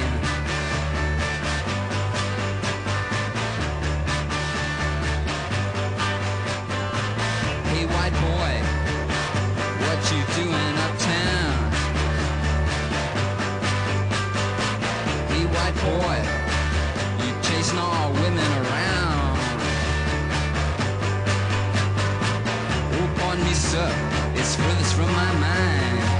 I'm just looking forward to different in mind. I'm waiting for my man. You know, you think we should ever, if we ever meet Lou Reed, go, hey, wasn't as fun as you made it sound. Thanks for misleading me, Lou. Seemed a little more romantic when I was in 9th grade, but kind of hurting right now, Lou. I'm aching a little bit, Lou. Should have been a warning label on that record. He's never early, he's always late. First thing you learn is that you always gotta wait. I'm waiting for my man. All working Kids, why you keep listening to this song over and over? Where are all my belts? No, Mom, she's a diabetic. That's why we have those. She's a diabetic. So I was seeing what it felt like to be a diabetic. That's aquatic tubing, Mom. Aquatic tubing.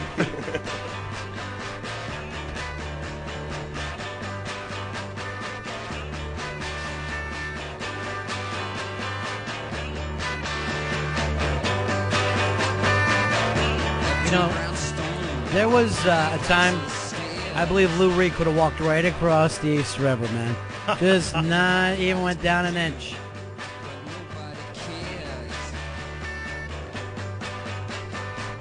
He's got the works. Gives you sweet taste. Oh, then you gotta spit because you got no time to waste. I'm waiting for my man.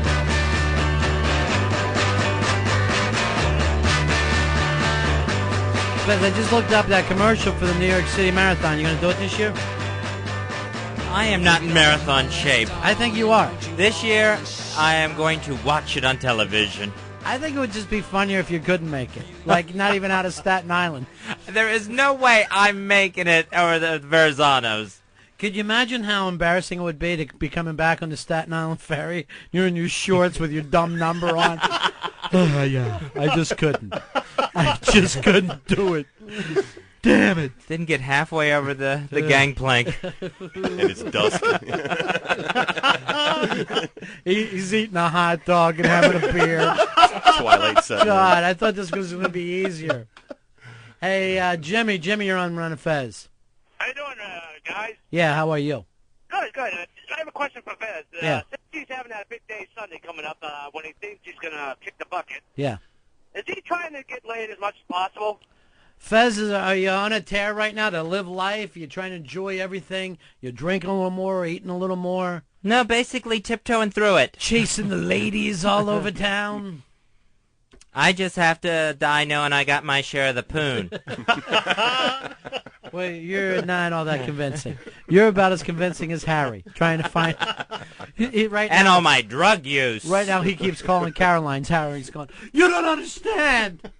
They're going to shave my head. They're going to shave my head. Wow, we are about a half hour away Yeah. from this thing ticking down to a time limit finish. Yeah.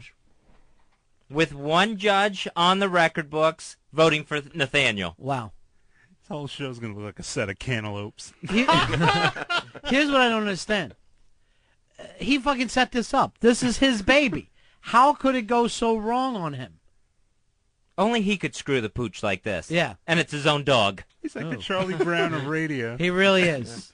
He's the Charlie Brown of radio. Wait till that head's bald. Yeah. And we put him in a yellow shirt with a black zigzag across it. He's going to look just like Charlie Brown. Today he was saying he really doesn't feel comfortable with the atmosphere of the show. And I'm like, what, being on radio? No, not so much that. And I'm like, oh, you mean me and Fez? And he's like, yeah, more or less. I go, it's our show. We are the atmosphere. We're the fucking show. We can't change for you. Be a little nicer. Hey, Ryan, you're on Ron and Fez. Hello. Yeah. I know how Fez is going to die. How's that? He's got that piece of glass in his hand. Yeah. He's going to try to get it out. He's going to cut himself, and he's going to bleed to death. You know what happened? You got that little piece of glass in your hand from Opie. Yeah. That could end up breaking free, going into your heart. Boom. Oh, man. Boom goes the dynamite, my friend. And boom goes the dynamite. And boom goes the dynamite. So far, I got a pinky, a ring finger, a thumb, and the palm of my hand. Well, everybody has those. We're all with glass. Oh, I had no all idea. with glass in I them. thought, like a 4-year-old, you were sitting there counting your digits. I got this many.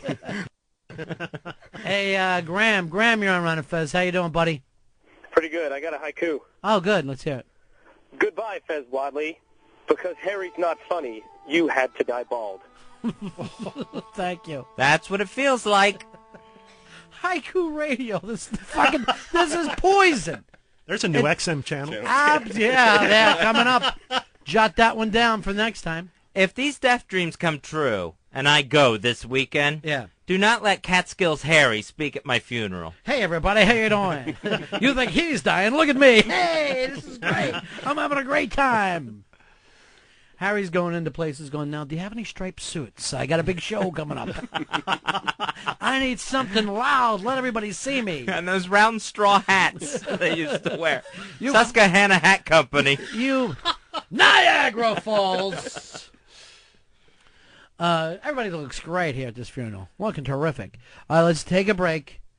If he doesn't come up with some judges that swing his way, Harry and Fez will be shaved bald. Big, stupid, fat Arab Harry. Here's what shocks me. Harry thought he had this thing locked up when I came in there this morning. He gave me a high five as I came in. Did you hear the same thing, Earl? When I walked in, I have never seen him more relaxed and Happy, confident and yeah. happy. And I was like, wow, he must have killed. But I don't understand why he would be happier because he killed in front of 20 people in a bar. I don't understand why that makes you feel better. Did you have something else? Well, yeah, I was listening to him on the phone when I walked up in here into the studio, and he's like, "Yeah, okay," talking to one of the judges, I guess. Yeah, Right. okay, yeah, you got me right. Yeah. Can't even pull that off. Set it up to rig it. Yeah, Hey. White people are so scared of black. He's trying to launder money through the Saudis to pay off the judges. I'm sorry, Earl. That's my friend from the South who brought me ribs today. He brought me barbecue. We don't know our ass from a hole in the ground.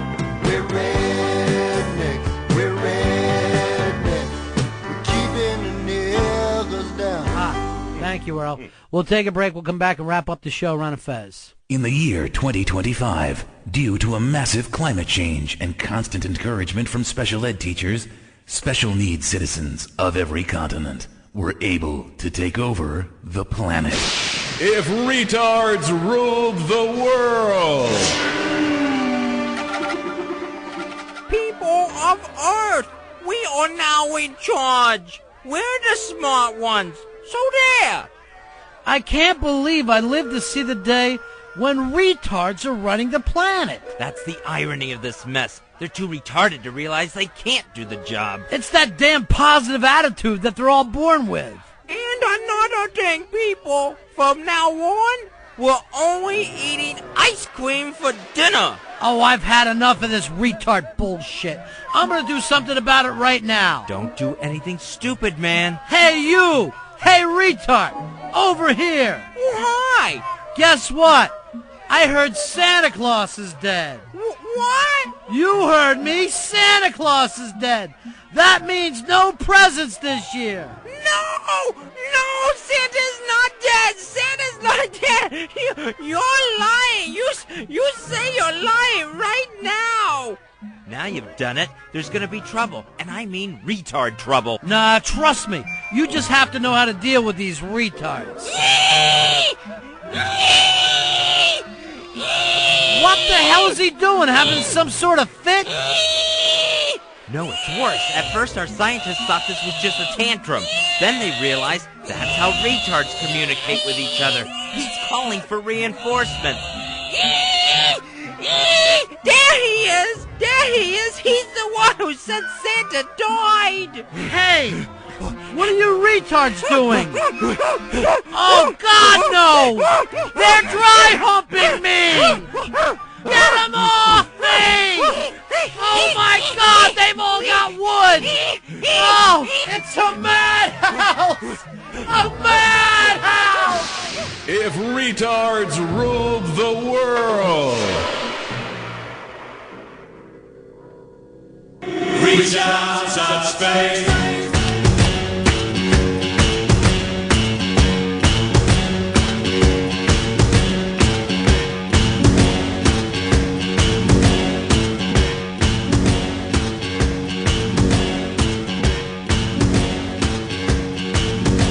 It's the Ron and Fez show.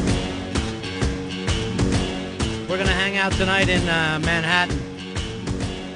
That's going to be at Red Rock West Saloon, 17th Street and 10th Avenue, starting at 8 o'clock with the RonFez.net gang. Yeah, the RonFez.net gang is throwing together a little party there, so we're going to stop by everybody, read their haikus to Fezzy. Harry, I don't see your judges coming through for you at all. And we're supposed to be talking with Joe Montana very soon. So I can't imagine blowing Joe Montana off to see whether or not who gets their head shaved. The clock is ticking, and I'm going to end up bald because he can't pull something off. And he doesn't even come in the studio when he's calling. No. Have you ever seen that in another show? Earl, have you ever seen that in another show? No. Now, remember yesterday when he left, he was so depressed he had quit for, what, third time? Harry? Yeah, it might have been the third time. Third time you acted like you were jobbing out. Today, you couldn't be more excited when I talked to you this morning.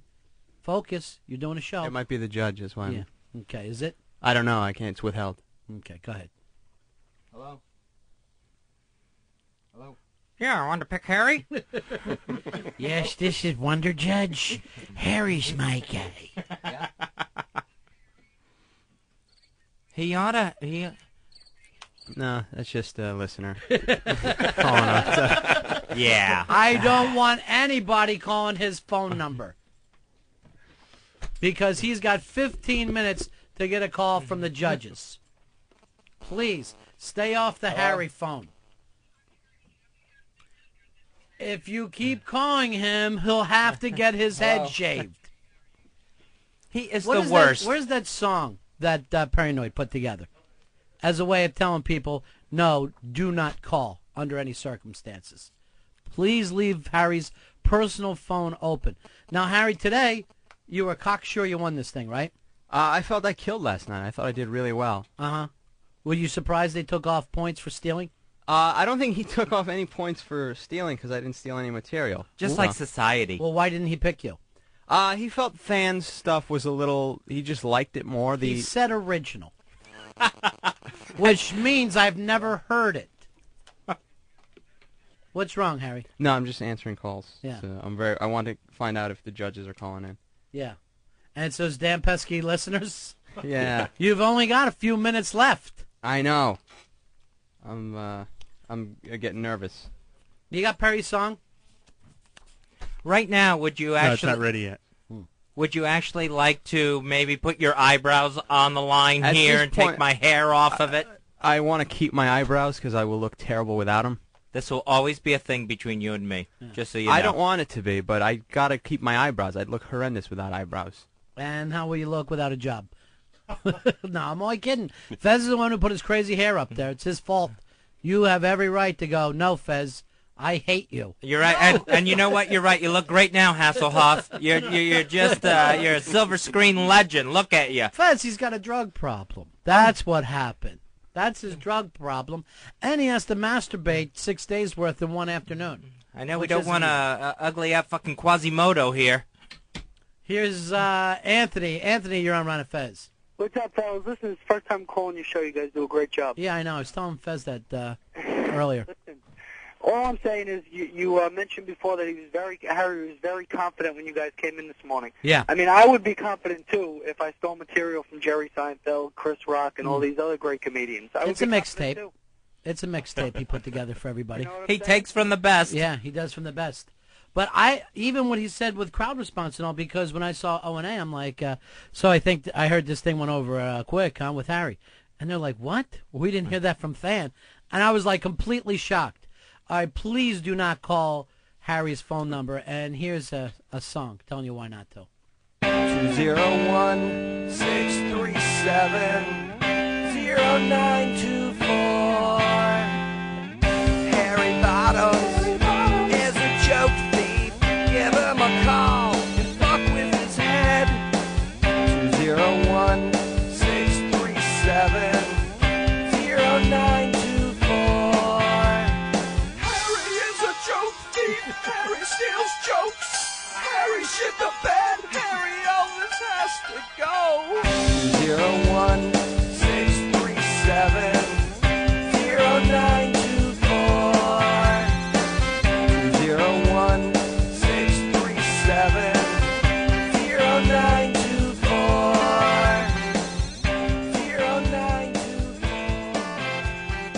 So stay off that number, please. That's Harry's phone number, which I didn't even hear it, Fez, did you? It was something like 201-637-0924. I could be mistaken. It was kind of hard to hear with Perry. I didn't even hear you now. The way he sings. What was it? I believe if I got it right from the song, it was like 201-637-0920 something. I believe the last number's a 4. Okay, well, stay away from that number because we're waiting on calls for the judges. Loser leaves town. Hey, Fez, I'll put up my eyebrows. Nobody wants you. Look, junkie. Nobody wants to see a heroin addict with no eyebrows. It's scary. Heroin chic. Yeah, it is. You feeling better though? Yeah, you got to be thin for that. I'm less twitchy. Yeah, I know. You know what? Tastes so good right now. Just a little taste. Whatever. OxyContin. Yeah, it's delicious. You know what I like to do is crush it up, hit it with a hot water, and boom, it's right into the system. Oh God. Oh God. Sometimes I just cut my arm and I shove the pill right under my skin.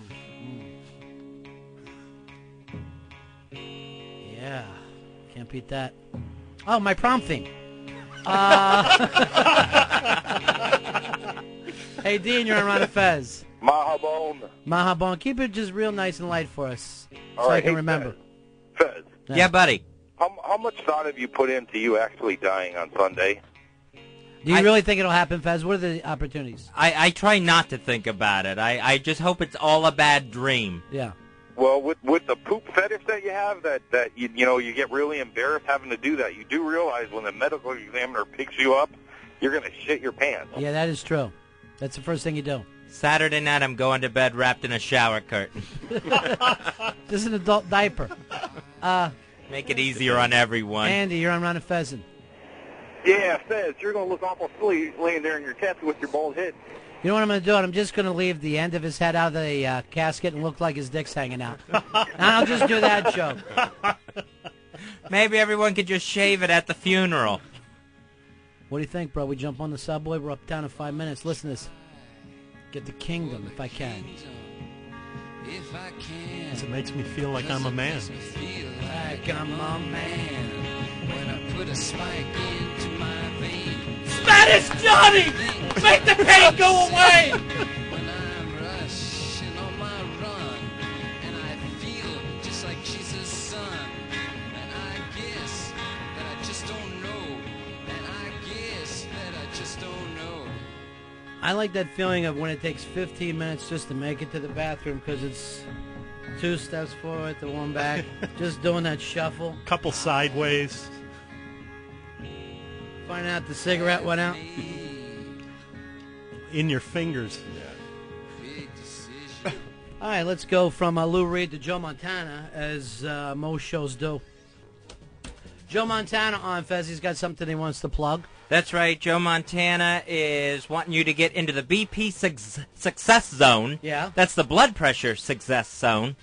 So you go online to getbpdown.com, and you find out how to work with your healthcare professional, set goals for your blood pressure, get it under control like Joe Montana did. Fez, the greatest of all time, Mr. Joe Montana. Joe, how are you, my friend?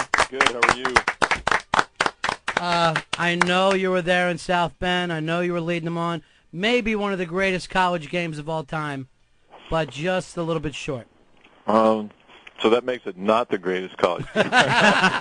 Just close. I forgot. With competitors, it's win or nothing.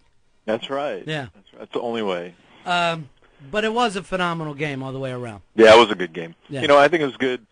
You know, it was a good measuring stick for where Notre Dame is and is heading. And, you know, unfortunately it came down to a play that, you know, will always be controversial, which is nothing new between that game because we had one when I was playing out there.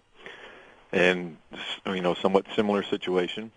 But it always seems the Trojans have the ball when that happens. Yeah, it does seem quite a bit, yeah. But isn't it good kind of that Notre Dame is back to the point where USC can break your heart rather than being just another loss? You know, the program looks like it's back. Instead of the 31 points. I think Charlie, you know, has got him going and believing. And, you know, this is just one of those things now where you just got to, you know, have a game like that, and you can't let someone like BYU slip in and catch you while you're down, unfortunately. Right. So I'm sure he's been beating that into him. Joe, you ever thought about getting on the sidelines coaching? Oh, no way. I about died when I was down there. Just too much pressure? No. It's just too much. You know, I have 2 boys that are playing, and it's just too difficult to, you know, be able to give up that kind of. I mean, it would be fun, especially at a place like Notre Dame. But it's just still, there's a lot of pressure there and a lot of time you have to put in. And I'd much rather be right now watching my boys and trying to help them. Now, how tough is it on your kids being Joe Montana's kid? You know, I think there are some times, but, you know, when they're kids, heck, half the kids they're playing with don't even know who I was. So. But all the fathers do. but the boys don't realize. Right. How old are the kids now? Actually, I have 2 girls that are a sophomore and a freshman at Notre Dame. Mm-hmm. And then the boys are 16 and 13. Yeah. So the boys also thinking Notre Dame or not yet? I don't know. They might be now after the game because they were there. Right. And the atmosphere was unbelievable, right? It was, you know, it was phenomenal. Just the people, but it's always that way for a Notre Dame USC game. You know, even when it's not the hype that it was, it's still, you know, it's still a big rivalry. Now, when you played Notre Dame, it was your senior year you started? No, my junior year. Junior year. All right. So the first couple years you're walking around, you're probably not known on campus, but once it's known you're the starting quarterback for Notre Dame, that's got to be about as famous as being in the Beatles in that place, though, right? Yeah, it is. Everybody seems to know who's at that position for that team, and it's a good start and warm up for the NFL. Just the kind of pressure that you're going to be under? Yeah, because they're under pressure now. Especially, it's worse because they're on national TV every week. Right. But even, I guess, being in South Bend, you can't lose a game in college football without the entire college feeling like the season's ruined, no matter where you're playing. But Notre Dame, you're really under a microscope. Yeah, you know, for some reason, they draw that kind of attention. But that's what people go there for. That's why they go to Notre Dame in the beginning. They want to play for the team that they know is going to be on TV all the time. Right.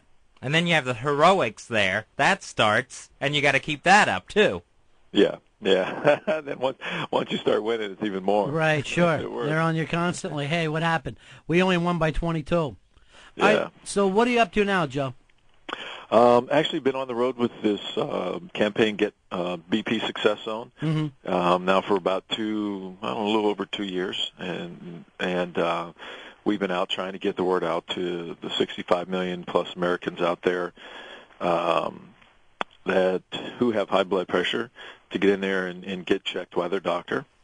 This program is being sponsored by Novartis Pharmaceuticals, so we've been going down the road and picking a bunch of cities, and we've hit, we're getting close to 30 or over 30 now. I can't even remember now, but we've been want them to get there and find out what their blood pressure is, and if it is high, get with their doctor to develop a treatment plan and work to get their blood pressure down. Joe, you're watching the pros this year. You following any team you feel like it's their year? No, not yet. Cincinnati seems to have something going, and the Colts now, the way their defense has been playing, adds a little bit to,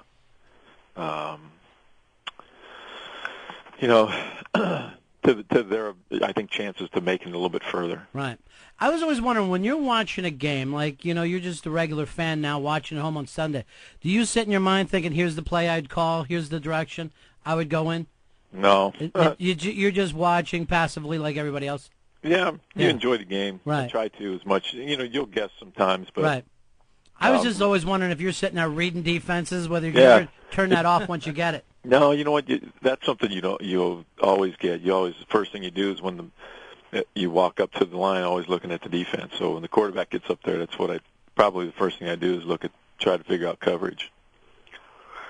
So. I'm normally still eating, so I miss all that kind of stuff. The website is getbpdown.com, where you can check in and see if you can get into the BP Success Zone with your blood pressure. All right, Joe, thanks for everything, buddy.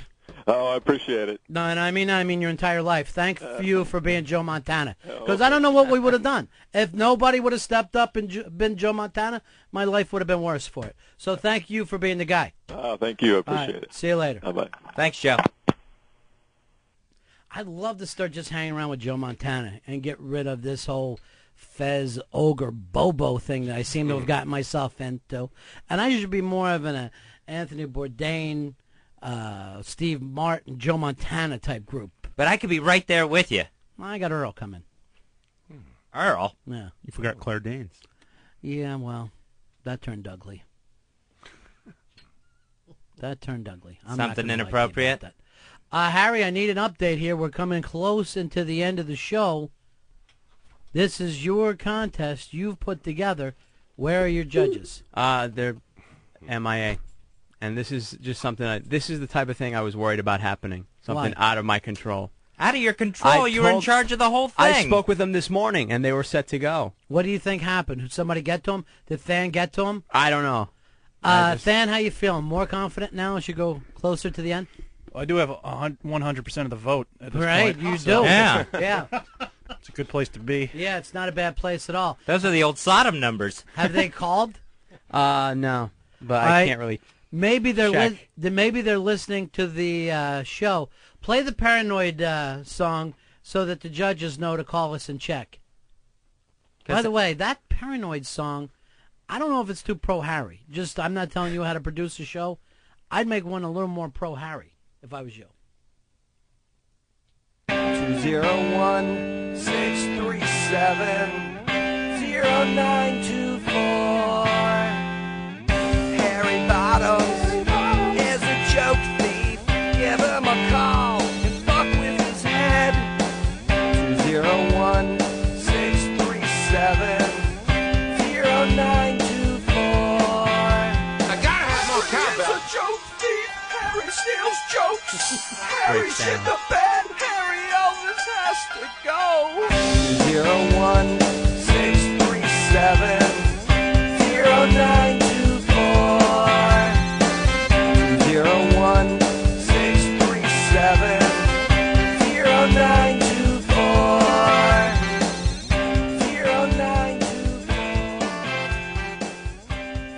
I implore these judges to call us as soon as they can. Harry, this is part of your problem. Not so much your stand-up, you're producing. This was your baby. You need to produce 2 judges right now. I spoke with them this morning, and how did they act to you?